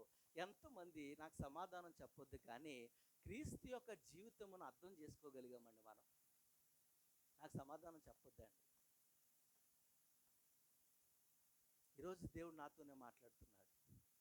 మీతో మాట్లాడక ముందు ఆ మాట నా హృదయానికి దేవుడు ఇస్తున్నప్పుడు, శామ్ అసలు యేసుక్రీస్తు వారి కోసం నువ్వు ఏమీ తెలుసుకున్నావని దేవుడు నన్ను అడుగుతున్న సమయంలో నా సమాధానం ఏమై ఉంటుందంట? ఒకవేళ నేను యేసుక్రీస్తు వారిని తెలుసుకుని ఉంటున్నట్లయితే, యేసుక్రీస్తు వారిని తెలుసుకున్న వాడినైతే నా జీవితము నేను అనుకున్న జీవితముగా ఉండదు. మన జీవితము మనం అనుకున్న జీవితముగా ఉండదు. ఎందుకంటే యేసుక్రీస్తు వారు మనకన్నా ముందుగా ఆయన నడిచి అదే మార్గములో మనం అందరము కూడా నడవాలని ఆయన కోరుకుని ఆయన యొక్క పోలికలో మనం మార్చబడాలని అనుకుంటున్నప్పుడు, ఆయన ఏ రీతిగా అయితే ఈ లోకములో ఆయన ఉన్నప్పుడు ప్రజలు ఆయన చూసి గుర్తించగలిగి ఉన్నారో, లోకము చూసి గుర్తించగలిగి ఉన్నారో, నిన్ను నన్ను కూడా చూసి ఈయన దేవుని దగ్గర నుంచి వచ్చిన వాడని యేసుక్రీస్తు వారిని గుర్తించిన రీతిగా ఒక మంచి సంఘము నుంచి ఒక మంచి సంఘస్థురాలుగా సంఘస్థుడిగా వీరు వచ్చారని లోకము మనల్ని గుర్తించగలుగుతుందా లేదా ఆలోచన చేయవలసిందిగా దేవుడు మన దగ్గర నుంచి కోరుకుంటున్నాడు. యోసేపు బ్రతుకుకు కలిగిన చిన్న చిన్న శోధనలు మనకు వస్తూ ఉంటాయి. ఒక్కోసారి అవి పెద్దగానే మనకి కనపడతా ఉంటాయి, కానీ దేవుడు మన దగ్గర నుంచి కోరుకుంటున్నది ఏంటంటే, పెద్ద తప్పు అయితేనే పెద్ద తప్పు, చిన్న తప్పు అయితే చిన్న తప్పు అని మనం అనుకోకుండా, చిన్న పామును కూడా పెద్ద కర్రతో ఎలాగైతే కొడటానికి చూస్తామో, చిన్న తప్పు కూడా మన జీవితంలోకి వస్తుంటే, ఇది నా యేసుక్రీస్తు వారి దగ్గర నుంచి, నా యేసుక్రీస్తు వారి యొక్క గుణలక్షణము నా దగ్గర నుంచి దూరంగా చేయటానికి వచ్చి ఉన్నది అని మనం తొలగించుకోవటానికి ప్రయత్నం చేస్తున్నామా, లేదా ఆలోచన చేయవలసిందిగా దేవుడు మన దగ్గర నుంచి కోరుకుంటున్నాడు. వాక్యం అంటుంది, ఆయన అడుగు జాడల యందు నడుచున్నట్లు మనందరికన్నా ముందు ఆయన నడిచాడంట. ఇలాంటి గొప్ప దేవుణ్ణి ఎక్కడన్నా మనం చూసామంటారు? ఈ లోకంలో ఎంతో మంది దేవుళ్ళు ఉంటారు, ఎంతో మంది దేవతలు ఉంటారు. ఒక్కోసారి మన తల్లిదండ్రులు కూడా ఒక్కోసారి వారు నడవకుండా మనల్ని నడవమని చెప్తున్న పరిస్థితిలో మనం జీవిస్తూ ఉంటున్న సమయంలో, యేసుక్రీస్తు వారు మనకన్నా ముందు నడిచి ఆయన యొక్క పోలికలో ఉండటానికి ఒక మాదిరి చూపించినప్పుడు అలా ఉండగలుగుతున్నామా లేదా ఆలోచన చేయవలసిందిగా దేవుడు కోరుకుంటున్నాడు. రెండవది మనం చూస్తున్న సమయంలో కేర్ ఫర్ ద బాడీ, శరీర సంరక్షణ అని రెండోది మనం చూస్తున్నాము. ఒకటి, ఆధ్యాత్మికంగా మన యొక్క తలంపులను, మన యొక్క ఆలోచనలను, ద స్పిరిచువల్ బీయింగ్ను మనం ఏం చేస్తున్నామంటే ఆయన యొక్క పోలికలోకి వెళ్ళటానికి మొట్టమొదటిగా మనం తెలుసుకున్నాం. ఇప్పుడు రెండోది మనం చూస్తున్నప్పుడు మన శరీరాన్ని బయట కనపడుతున్న లేకపోతే యొక్క అవయవాలను మనం ఎలాగైతే మలుచుకుంటా ఉంటామో మన ఆత్మ ఆ రీతిగా మలుచబడతా ఉంటుందండి. ఇప్పుడు ప్రార్థన చేసుకోవాలని మనం అనుకున్నాం అనుకోండి, పొట్ట నిండా చక్కగా ఫుల్గా తిని ప్రార్థన కూర్చుంటే ఏమవుతుంది అంటారు? ఆవులంతలు వస్తాయి, నిద్ర వస్తాయి ఉంటాయి. అదే రీతిగా శరీరం సహకరించదండి. శరీరం సహకరించదు. మనము యేసుక్రీస్తు వారి యొక్క పోలికలోనికి వెళ్తున్నప్పుడు ఎలాగైతే ఆధ్యాత్మికమైన తలంపు ప్రాముఖ్యమో, ఈ శరీరాన్ని కూడా మనం ఆ రీతిగా జాగ్రత్త పరచుకోవాలని మనం చూడగలుగుతున్నాం. మొదటి కొరింథీయులకు రాసిన పత్రిక 6వ అధ్యాయము 19వ వచనంలో, మీ దేహము తెలిసిన రీతిగా మీ దేహము దేవుని వలన మీకు అనుగ్రహింపబడి మీలోనున్న పరిశుద్ధాత్మకు ఆలయమై ఉన్నదని మీరు ఎరుగరా? మీరు మీ సొత్తు కారు.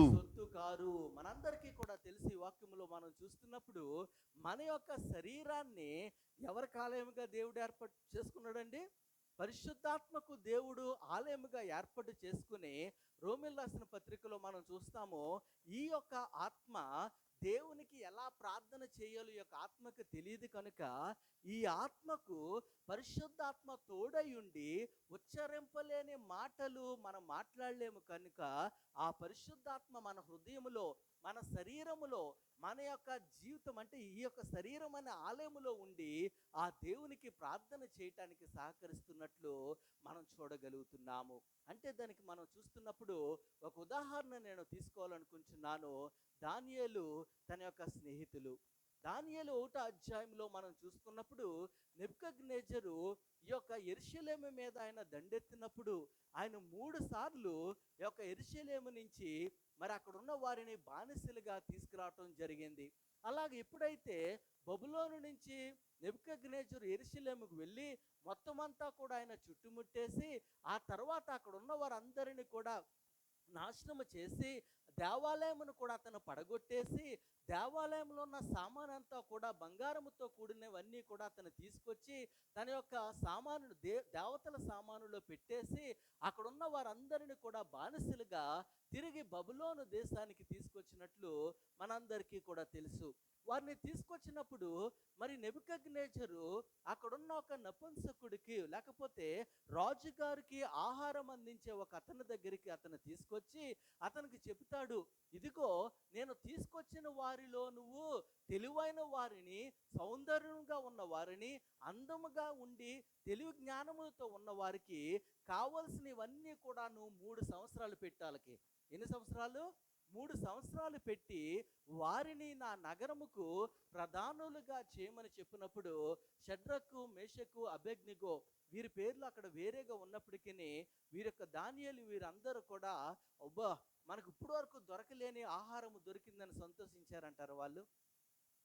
లేకపోతే రాజు ఇప్పుడు నేను బానిసగా వచ్చాను ఇక్కడి వరకు కూడా, ఇన్ని రోజులు కూడా నడుచుకుంటూ వచ్చాను, ఇక్కడికి వచ్చిన తర్వాత నన్ను చక్కగా రాజుగారి భోజనంతో నన్ను ఉన్నతమైన స్థితిలోనికి తీసుకువెళ్తున్నారు, నేను కాదంటే మళ్ళీ నన్ను బానిసత్వంలో చేసుకెళ్ళిపోతారేమో కనుక రాజీ పడిపోతాను అని అనుకున్నారంటారు నలుగురిని. దేవుని యొక్క ప్రియబిడ్డలుగా మనం ఇక్కడ చూస్తున్న సమయంలో ఈ యొక్క శరీరం ఆహారము పద్ధతిలో చూస్తున్నప్పుడు, ఈ యొక్క శరీరాన్ని వారు బలపరుచుకోవటంలో చూస్తున్నప్పుడు, వారి యొక్క ఆహారము తీసుకుంటున్న విధానములో కూడా ఒకవేళ మేము తప్పుడు ఆహారము తీసుకోవటం వల్ల మా శరీరముకు హాని జరిగి మా దేవునికి అవమానము కలుగుతుంది, ఇలాంటి ఆహారం మేము ఎందుకు తీసుకోవాలి అని వారి దగ్గరకు వెళ్ళి రాజీ పడకుండా వారితో విన్నపించి, ఒక 10 రోజులు మాకు మీరు సామాన్యమైన భోజనమే పెట్టండి, మనకు కావలసినవి ఈ యొక్క సామాన్యమైన మరి ఈ యొక్క మాంసాహారముతో కూడినవి కాదు కానీ మరి సామాన్యమైన భోజనం పెట్టి మమ్మల్ని పరిశీలన చేయమని చెప్పి వారు దేవుని మీద ఆధారపడినట్లు మనం చూడగలుగుతున్నాం. ఈరోజు మనం ఏం చేస్తాం, ఈ డాక్టర్ చెప్పారు, ఆ డాక్టర్ చెప్పారు, ఈ యూట్యూబ్ చెప్పింది, ఆ యొక్క యూట్యూబ్ చెప్పిందని ఏది పడుతుంది మనం లోన వేసుకుంటున్న సమయంలో ఈ యొక్క శరీరాన్ని మనము ఎలాగా దేవుని యొక్క ఆలయంగా మనం ఉంచగలుగుతున్నామో ఆలోచన చేయవలసిందిగా దేవుడు మన దగ్గర నుంచి కోరుకుంటున్నాడు. నీకు నీ శరీరము అవసరమే లేదేమో, నాకు నా శరీరం అవసరం లేదేమో, ఈ శరీరము కోసము ఈ యొక్క ఆత్మ ఆ శరీరములో ఉండటానికి యేసుక్రీస్తు వారు తన శరీరాన్ని గాయపరుచుకొని ఆయన తన యొక్క రక్తాన్ని చిందించాడు. అది మనకి జ్ఞాపకం ఉందంటారా? అది ఉన్నట్లయితే మనం ఆత్మను ఎలాగైతే పరిశుద్ధంగా ఉంచుకోవాలని ప్రయత్నం చేస్తామో ఈ యొక్క శరీరాన్ని కూడా మనం అదే రీతిగా జాగ్రత్త పరుచుకోవటానికి మనం జాగ్రత్తగా ఉంటాము. పరిశుద్ధ లేఖనంలో మనం చూస్తున్నప్పుడు ఈ యొక్క 6వ కొరింథీయులు రాసిన పత్రికలో 1 కొరింథీయుల్లోనే ఈ యొక్క 20వ వచనంలో చూస్తున్నప్పుడు, విలువ పెట్టి కొనబడిన వారు కనుక మీ దేహముతో దేవుని మహిమ పరుచుకునుడి. ఈ చెయ్య నాకు దేవుని మహిమార్థంగా పనిచేస్తుందా? ఈ చెయ్య నా దేవుని మహిమార్థంగా పనిచేస్తుందా? ఈ కళ్ళు నా దేవునికి మహిమార్థంగా పనిచేస్తున్నాయా? ఈ కాళ్ళు నా దేవునికి మహిమార్థంగా పనిచేస్తున్నాయా? ఏమి నేను చేయగలుగుతున్నాను నా దేవునికి ఈ శరీరముతో అని మనం ఎప్పుడైనా ఆలోచన చేశామా అని దేవుడు మన దగ్గర నుంచి కోరుకుంటున్నాడు. మూడవది మనం చూస్తున్న సమయంలో ఓవర్కమింగ్ ద టెంప్టేషన్. మనకి శరీర సంబంధమైనది చూస్తాము, ఆత్మ సంబంధమైనది చూస్తాము. ఇప్పుడు శోధన కోసము మనం చూస్తూ ఉంటాము. 1 కొరింథీయులు రాసిన పత్రిక 10వ అధ్యాయము 13వ వచనంలో మనం చూస్తున్న సమయంలో సాధారణముగా మనుషులకు కలుగు శోధన తప్ప మరి ఏదియు మీకు సంభవింపలేదు. దేవుడు నమ్మదగిన వాడు, మీరు సహింపగలిగినంత కంటే ఎక్కువగా ఆయన మిమ్మును శోధింపబడనీయడు. అంతేకాదు సహింపగలుగుటకు ఆయన శోధనతో కూడా తప్పించుకొను మార్గమును కలుగజేయును. ఈ యొక్క శోధనలు వస్తున్నప్పుడు మనం చాలాసార్లు ఏమంటా ఉంటామంటే, నేను కూడా అదే జీవితాన్ని నుంచి వచ్చాను, నేనేమి కొత్త ఏమి కాదు. యవనస్తుడిగా ఉన్నప్పుడు మనం ఏమనుకుంటాం, యవనస్తుడిని కనుక ఇలాంటివి ఉంటాయి. పెద్దోళ్ళు కూడా యవనస్తులు కాబట్టి మీరు కాకపోతే ఎవరు చేస్తారనేసి మనల్ని అంటూ ఉంటారు. లేకపోతే కొద్దిగా వెళ్ళినప్పుడు అయ్యయ్యో నేను చేయలేదండి, నా చుట్టుపక్కల ఉన్న యొక్క ప్రభావాలు బట్టి నేను పడిపోయినని మనం అనుకుంటాము. ఇంకొకసారికి వచ్చేటప్పటికి నేను ఇలా జరుగుతుంది అనుకోలేదు, వెనక్కి వచ్చేద్దాం అనుకున్నాను, ఒక్కసారే కదా నేను అనుకున్నాను, కానీ నేను ఎలా పడిపోయాను అని మనం అనుకుంటూ ఉంటాము. ఎప్పుడు తెలుస్తుంది మనం పడిపోయామని? పడిపోయి మునిగిపోయి బయటికి రాలేని తర్వాత మనకు తెలుస్తూ ఉంటుంది. అవునంటారు కదంటారా? దేవుని యొక్క వాక్యం ఏమంటుందంటే, దేవుడు ఒకవేళ శోధనను మన దగ్గరికి రానిచ్చినట్లయితే ఆ శోధనను తప్పించుకోవటానికి కూడా మార్గం కూడా ఆయనే ఇస్తున్నాడు అంటున్నాడు. అంతకన్నా ఎవడన్నా చేస్తాడంటారా?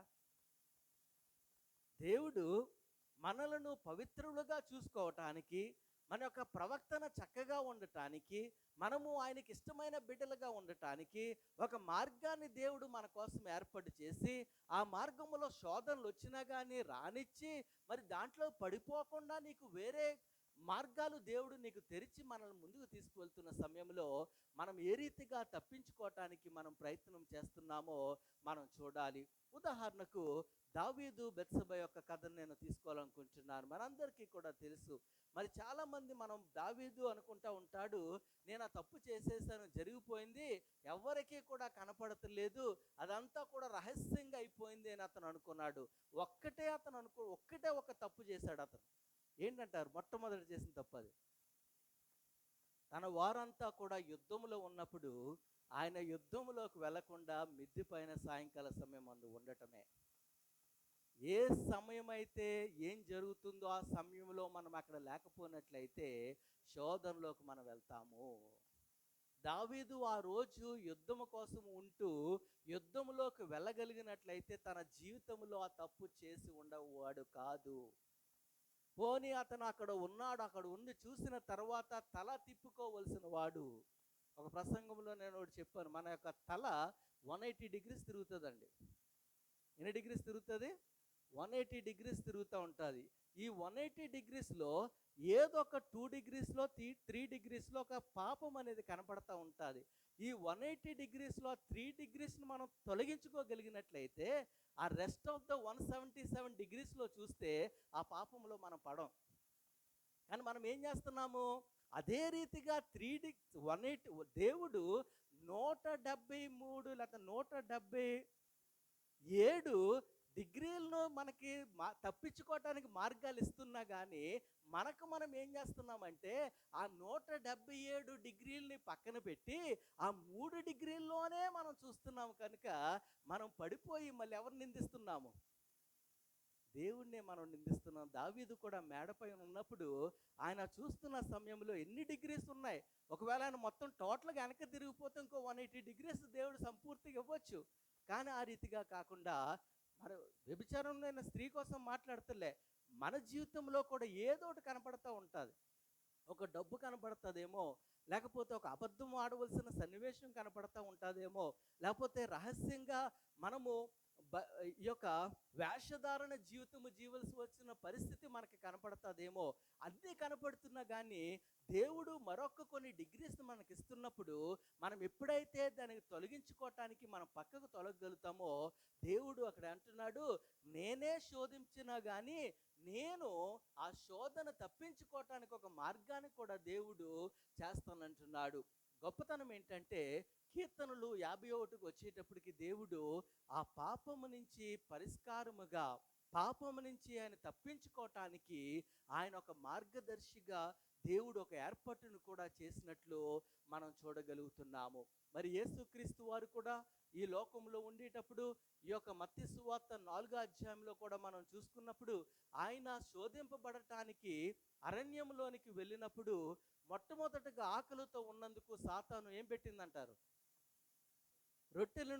రాళ్ళను రొట్టెలుగా చేసుకోమని చెప్పటం మనం చూస్తున్నాం. లేకపోతే తనను దేవాలయం యొక్క శిఖరముకు పైకి తీసుకువెళ్ళి ఇదిగో నువ్వు ఇక్కడి నుంచి దూకే అనేసి సాతాను చెప్పటం చూస్తున్నాం. తర్వాత కొండ శిఖరముకు తీసుకువెళ్ళి ఇదంతా కూడా నాదే, ఒక్కసారి నువ్వు నాకు సాష్టాంగ నమస్కారం చేస్తే సరిపోతుంది అని సాతాను శోధిస్తున్నట్లు మనం చూస్తున్నాం. మన జీవితంలో కూడా సాతానుకు ఏ క్షణములో ఎలా శోధించాలో తెలుసు. దానికన్నా గొప్పవాడు మన దేవుడు. ఆ శోధనలోంచి మనం బయటికి ఎలా రావాలో కూడా మార్గాన్ని ఏర్పాటు చేసినప్పుడు ఆ సాతానికి మనం పడిపోతున్నామా, లేకపోతే దేవుని యొక్క మార్గములో బయటికి రాగలుగుతున్నామా దేవుడు మన దగ్గర నుంచి కోరుకుంటున్నాడు. గొప్ప విషయం ఏంటంటే మత్తయి సువార్తలో ఉన్న 3 శోధనలు కూడా యేసుక్రీస్తు వారు శక్తిని ఉపయోగించలేదు, యేసుక్రీస్తు వారు జ్ఞానాన్ని ఉపయోగించలేదు, యేసుక్రీస్తు వారు నాకు తెలుసులే అని చెప్పలేదు, యేసుక్రీస్తు వారు ఇలాంటివి నా చిన్నప్పటి నుంచి నేను చూస్తున్నానని చెప్పలేదు. ఆయన చెప్పిందల్లా కూడా వాక్యముతో తిరిగి సమాధానం చెప్పటమే. అందుకనే పరిశుద్ధ లేఖనంలో మనం చూస్తున్నప్పుడు హృదయ శుద్ధి గల వారు ధన్యులు, వారు దేవుని చూచెదరు. నువ్వు ఎప్పుడో శోధన వచ్చినప్పుడు నేను నా హృదయాన్ని శుద్ధి చేసుకుంటానని కాదు, నేను ఎప్పుడో పాపంలో పడుతున్నప్పుడు నా ప్రవర్తన మార్చుకుంటానని కాదు, ఎప్పుడో నేను ఎక్కడో స్థితిలోకి వెళ్తున్నప్పుడు నేను ఉంటానని కాదు. కానీ నీ జీవితము ఎప్పుడైతే యేసుక్రీస్తు వారి దగ్గర నువ్వు మొదలు పెట్టాలనుకుంటావో అప్పటి నుంచి కూడా నీ హృదయాన్ని నువ్వు శుద్ధీకరణ చేసుకోవటానికి, నీ హృదయాన్ని నువ్వు దేవునికి ఇవ్వటానికి, నీవు యేసుక్రీస్తు వారి యొక్క పోలికలో ఆయన చూపించిన అడుగు జాడల్లో నువ్వు వెళ్ళటానికి నువ్వు సిద్ధపరచుకుని ఉంటావో అప్పుడు నువ్వు దేవుణ్ణి చూడగలుగుతావు. దేవుని చూడటం అంటే దేవుని యొక్క పోలికలోనికి నువ్వు మార్చబడి నువ్వు సంపూర్ణ శక్తిని పొందగలుగుతావని మనం చూడగలుగుతున్నాం. అందుకనే కీర్తనలు 119:1-6 చక్కగా చదివి ఉన్నారు. ఆ వాక్యములో మనం చూస్తున్నప్పుడు యెహోవా ధర్మశాస్త్రమును అనుసరించి నిర్దోషముగా నడుచుకుని వారు ధన్యులు. దేని బట్టి నిర్దోషంగా నడుచుకోగలుగుతామండి? ధర్మశాస్త్రము, దేవుని యొక్క వాక్యము, దేవుని యొక్క ఆజ్ఞలు, దేవుని యొక్క ఆలోచన విధానము మనం ఎప్పుడైతే ఏర్పాటు చేసుకుంటామో మనం దాన్ని బట్టి నిర్దోషులుగా, తప్పులో మనం పడకుండా మనం జాగ్రత్తగా ఉంటాము. మనము ఈ ప్రవర్తనలో మనం జాగ్రత్తగా ఉంటాము. అలా ఉండటం వల్ల మనం ఏమవుతున్నామంట, నడవటం వల్ల ధన్యులు అవుతున్నామంట. ఇంకా ఆయన శాసనములను గైకొనుచు పూర్ణ హృదయముతో ఆయనను వెతుకువారు ధన్యులు. ఆయన శాసనాలు, ఆయన మాటలన్నీ కూడా మనము గైకొనుచు పూర్ణ హృదయముతో. ఎంతమంది మనము పూర్ణ హృదయంతో మన దేవుణ్ణి మనము వెతికామంటారు? మన జీవితాలు ఎలాగుంటున్నాయంటే ప్రార్థన చేసుకోవటానికి 2 కళ్ళు మూసుకుంటాయి కానీ మన యొక్క ఆలోచన ఒక్క కన్ను ప్రార్థన చేస్తూ ఉంటుంది, ఇంకో 2 కళ్ళు చూస్తూ ఉంటుంది. మనం ఇది అడుగుతూ ఉంటాము, మన మనసు ఎక్కడికో వెళ్ళొస్తూ ఉంటుంది, ఇంకో చోటుకి వెళ్తూ ఉంటుంది, ఇంకో చోటుగా ఉంటుంది. మనం పూర్ణ హృదయంతో మన దేవుణ్ణి మనం వెతకలేకపోతున్నాం కాబట్టి ఆయన కనపడతలేదు. మనకి కనపడతామంటే బహిరంగ కళ్ళకు కాదు, మనం అనుకుంటున్నది జరగట్లేదు, మన ప్రవర్తన మారట్లేదు, మన యొక్క జీవితం విధానము మారట్లేదు, పరిస్థితిలోనికి మనం వెళ్ళిపోతున్నాం. అదే రీతిగా 3వ వచనంలో వారు ఆయన మార్గములో నడుచుకొనుచు ఏ పాపమును చెయ్యరు. ఎందుకంటే అవి పాటించుకుంటూ వారు ముందుకు వస్తున్నారు. అవి పాటించడం వల్ల కాదు. చాలా జాగ్రత్తగా వినాలి. చాలామంది ఏమనుకుంటా ఉంటారంటే ఆజ్ఞలు పాటించడం వల్ల నాకేదో అవుతుందని మనం అనుకుంటా ఉంటాము. మన యేసుక్రీస్తు వారిని మనం ముందు పెట్టుకుని ఆయన నడిచాడు కాబట్టి నేను ఆయన మార్గములో వెళ్ళాలి అని మన హృదయంలో ఉండి మనము ఆయన వైపు చూసుకుంటూ వెళ్తున్నప్పుడు ఈ యొక్క ఆజ్ఞలు మనకు ఉపయోగపడతాయి. ఆయన పక్కన పెట్టేసి ఈ ఆజ్ఞలు నువ్వు ఎంత బరువుగా తీసుకున్నా కానీ మన జీవితంలో ఉపయోగపడవు, అవి రక్షణ ఇవ్వవు మనకి. అవి మనం సూటుగా మనం తెలుసుకోవాల్సిందే. ఇక్కడ కూడా మన దావీదు కూడా అంటున్నాడు, దావీదు శాసనాలు ఉన్నాయి కాబట్టి అతను పాపం నుంచి బయటికి రాలేదు. దేవుడు అతనికి తోడుగా ఉండి దేవుణ్ణి దేవుడుగా అతను చూడగలిగి ఉన్నాడు కాబట్టి అతను పాపము నుంచి బయటికి రావటానికి తన హృదయంలో ఒక కలవరమును దేవుడు సృష్టించినట్లు మనం చూడగలుగుతున్నాము. మరి ఈరోజు దైవక జీవితాన్ని ఎలా గడపాలి జీవితమును మనం నేర్చుకుని ఉన్నాము. ఈ యొక్క క్రైస్తవ ప్రవక్తనలో ఇది గడపవలసినది, జీవించవలసింది క్రీస్తు లాంటి స్వభావం కలిగి జీవించాలి. శరీరాన్ని సంరక్షించుకుంటూ ఉండాలి. శోధనలు వచ్చినప్పుడు జయించుకుంటూ మనం ఎప్పుడైతే వెళ్తామో అప్పుడు మనం దీవింపబడతామని మనం చూడగలుగుతున్నాము. దేవుని యొక్క బిడ్డలుగా మరి ఈ యొక్క 3 రోజులు కూడా దేవుడు మనతో మాట్లాడుతున్న సమయంలో నీవు ఎవరైనా కానీ, నేను ఎవరైనా కానీ మనము దేవుని యొక్క సన్నిధానములో ఉండి ఉన్నాము కనుక ఒక ప్రత్యేకమైన వారిగా దేవుడు మనల్ని చూడబోతున్నాడు. ఒక ప్రత్యేకమైన వారిగా దేవుడు ఎంపిక చేసుకోవాలని కోరుకుంటున్నాడు. ఇజ్రాయేల్ ప్రజలు ఐగుప్తు దేశం నుంచి ఎంతమంది బయటకు వచ్చారంటారు? వింటున్నారా? అయిపోయింది. ఇజ్రాయేల్ ప్రజలు ఐగుప్తు దేశం నుంచి ఎంతమంది బయటకు వచ్చారు?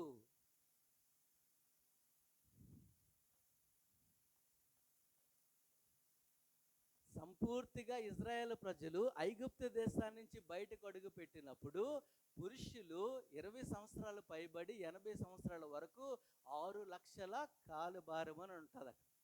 6 లక్షల మంది ఉన్నారు. 6 లక్షలకి ఇంకొక 6 లక్షల భార్యలను వేసుకున్నా 12 లక్షల మంది అయ్యారు. 12 లక్షల మందికి ఒక్కొక్కరికి ఒక్కొక్క బిడ్డను వేసుకున్న 18 లక్షల వరకు వారు ఉంటారు. కానీ వాగ్దాన భూమిలోకి ఎంతమంది అడుగు పెట్టారు? ఎందుకంటే వారి యొక్క ప్రవర్తన మధ్యలో బాలేదు కాబట్టి దేవుడు విడిచిపెట్టవలసి వచ్చింది. దేవుడు విడిచిపెట్టాడు అన్న దానికన్నా వీరు విడిచిపెట్టారంటే మంచిదని నేను అనుకుంటున్నాను. ఈరోజు బంజారా హిల్స్ సెవెంత్ అడ్వెంటిస్ట్ చర్చిలో వాక్యం విన్న నీవు నేను ఇద్దరుగా మనం మిగిలిపోదామా, సంఘముగా ఎత్తబడదామా ఆలోచన చేయవలసిందిగా దేవుడు కోరుకుంటున్నాడు. ప్రతి డిగ్రీ కూడా, అంటే ప్రతి పాయింట్ కూడా మన జీవితంలో ఇంపార్టెంట్. దేవుడు మన పేర్లు జీవగ్రంథంలో రాచి ఆ జీవగ్రంథంలో మనల్ని బలపరుచుకోమని దేవుడు తన యొక్క ప్రవక్తన మన చేతిలో పెట్టినప్పుడు దాన్ని తొలగించుకోవటానికి మనం ప్రయత్నం చేస్తున్నామా, దాంట్లో భద్రపరచుకోవటానికి ప్రయత్నం చేస్తున్నామా ఆలోచన చేయవలసిందిగా దేవుడు మన దగ్గర నుంచి కోరుకుంటున్నాడు. నేనైతే మనందరి పేర్లు దాంట్లో ఉండాలని కోరుకుంటున్నాను. అట్టి బాధ్యత, అట్టి దీవెన మనకును మన కుటుంబాలకు మన సంఘానికి దేవుడు అనుగ్రహించి ఈ యొక్క క్రైస్తవ ప్రవక్తనలో మనందరము కూడా ఒక నూతన జీవితము జీవించి ఒక మాదిరిగా ఈ లోకంలో ఉండటానికి దేవుడు సదాకాలము మనందరికీ కూడా తోడుగా ఉండునుగాక. ఆమేన్.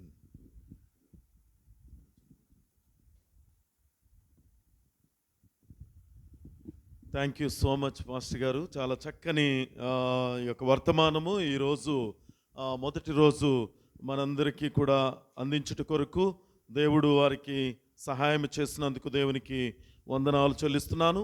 ఈ సమయంలో ముఖ్యంగా మన ప్రవర్తన ఏ రీతిగా ఉండాలి అనేటువంటిది దేవుడు దైవ సేవకుల ద్వారా మనందరికీ తెలియపరిచినందుకు వందనాలు చెల్లిస్తూ మనందరం లేచి నిలబడినట్లయితే ఈ మొదటి రోజు ఈ యొక్క సువార్త యొక్క కూడికను మనం ముగించుకొనుట కొరకు ముగింపు పాట పాడుకొని అటు తర్వాత ముగింపు ప్రార్థనతో దేవుని యొక్క ఆశీర్వాదాలతో మనందరము మన గృహాలకు మనం వెళ్దామండి. దయచేసి అందరూ లేచి నిలబడినట్లయితే ముగింపు పాట పాడదాం.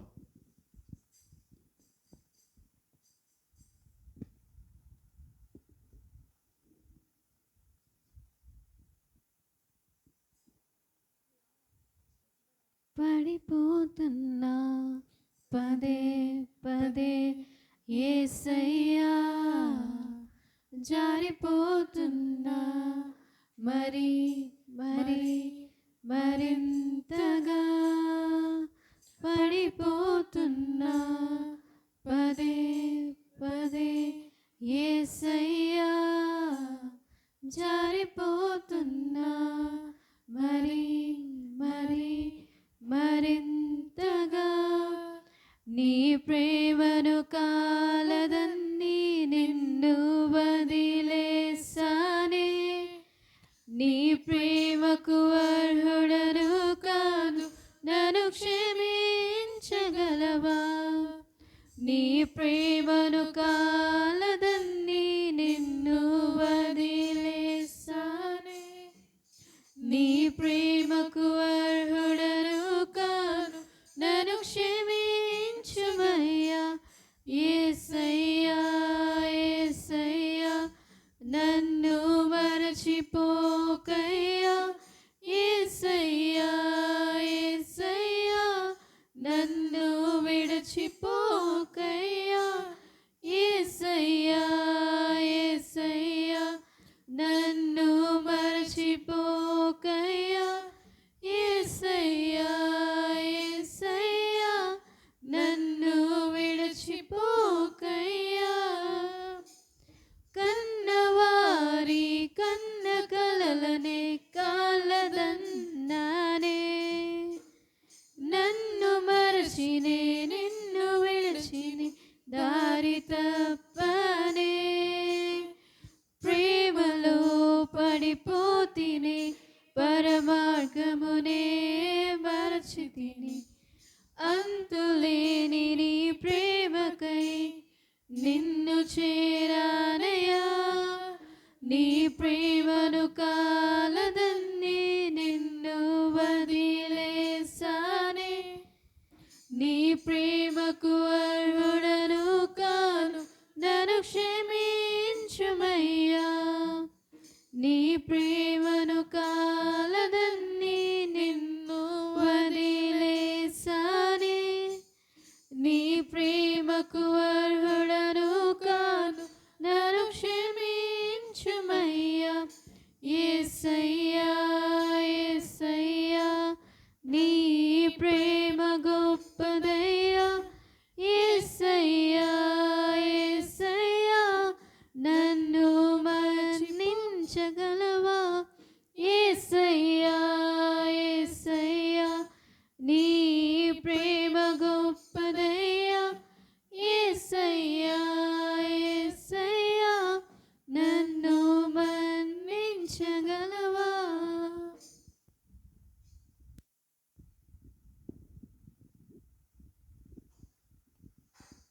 సమయంలో మనందరము కూడా తల్ల వంచినట్లయితే ముగింపు ప్రార్థన మన యొక్క సంఘ పెద్దలు యశ్ఐ గారు మనల్ని ప్రార్థనలో నడిపిస్తారు. అటు తర్వాత పరలోక ప్రార్థన, అటు తర్వాత ఆశీర్వాదాలు మన యొక్క అధ్యక్షుల ద్వారా మనం పొందుకుందాం.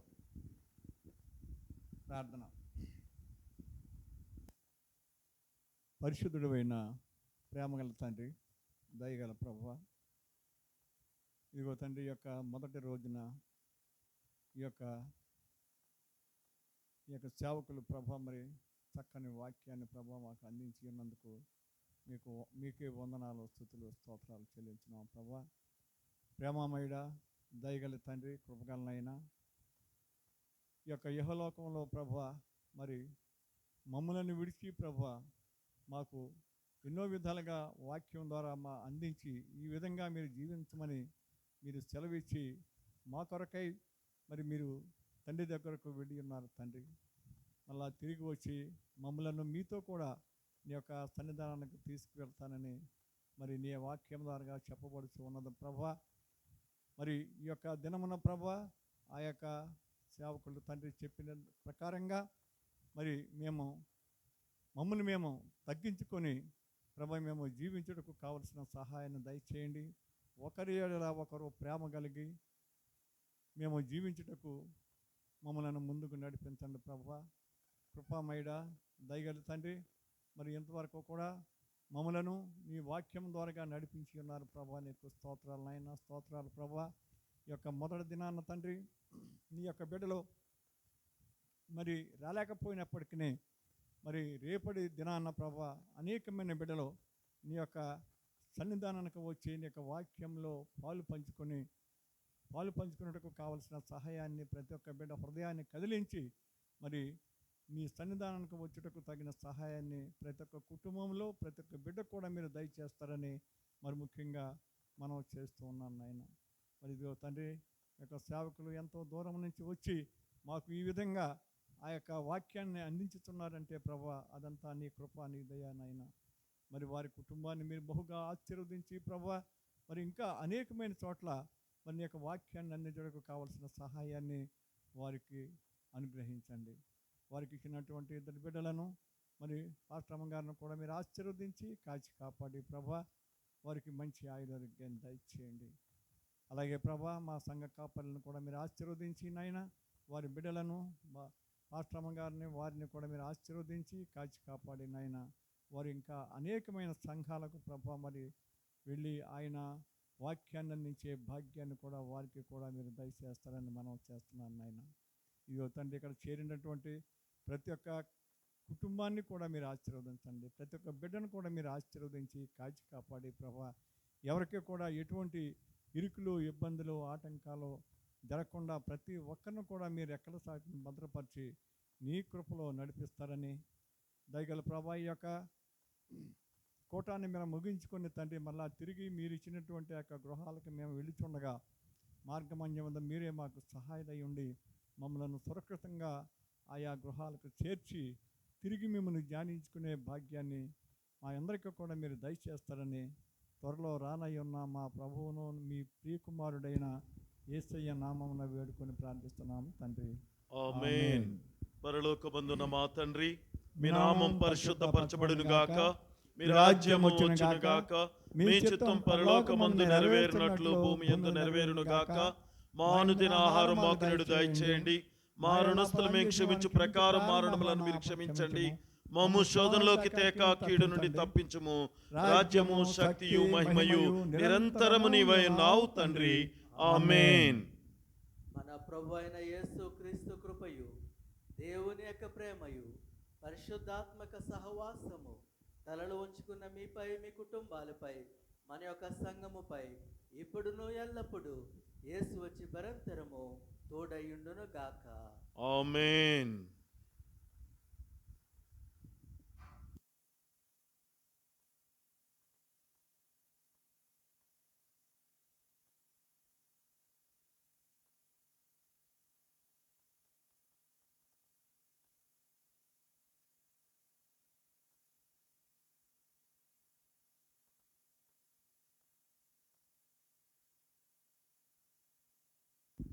అందరికీ వందనాలండి. దేవుడు మనందరినీ దీవించి ఆశీర్వదించునుగాక. చక్కని వర్తమానాలతో దేవుడు మనల్ని ఆత్మీయంగా బలపరుస్తున్నారని నమ్ముతున్నాం. అలాగే వర్తమానాన్ని అందించినటువంటి దైవ సేవకులకు ప్రత్యేకంగా ధన్యవాదాలు. మొదట ప్రకటనలో నేను గుర్తు చేయటం మర్చిపోయాను. ఒకటి, మన బంజారాహిల్స్ సంఘంలోనే కాకుండా ఈ 3 రోజులు కూడా హస్తనాపురం చర్చ్లో కూడా రివైవల్ మీటింగ్స్ జరుగుతున్నాయి. దయచేసి మీ వ్యక్తిగత ప్రార్థనలో కూడా జ్ఞాపకం చేసుకోవాల్సిందిగా మనవి చేస్తున్నాను. దేవుడు మహిమపరచబడాలి, అనేక మంది ఆయన యొక్క రక్షణ మార్గమును అందుకోవటానికి సిద్ధపడాలని మీ యొక్క ప్రార్థనలు ఉండాలని మనవి చేస్తున్నాను.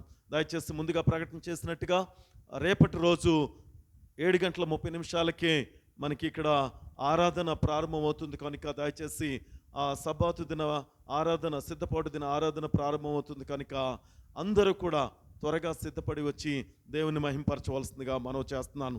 దేవుడు మిమ్మలను దీవించి ఆశీర్వదించునుగాక.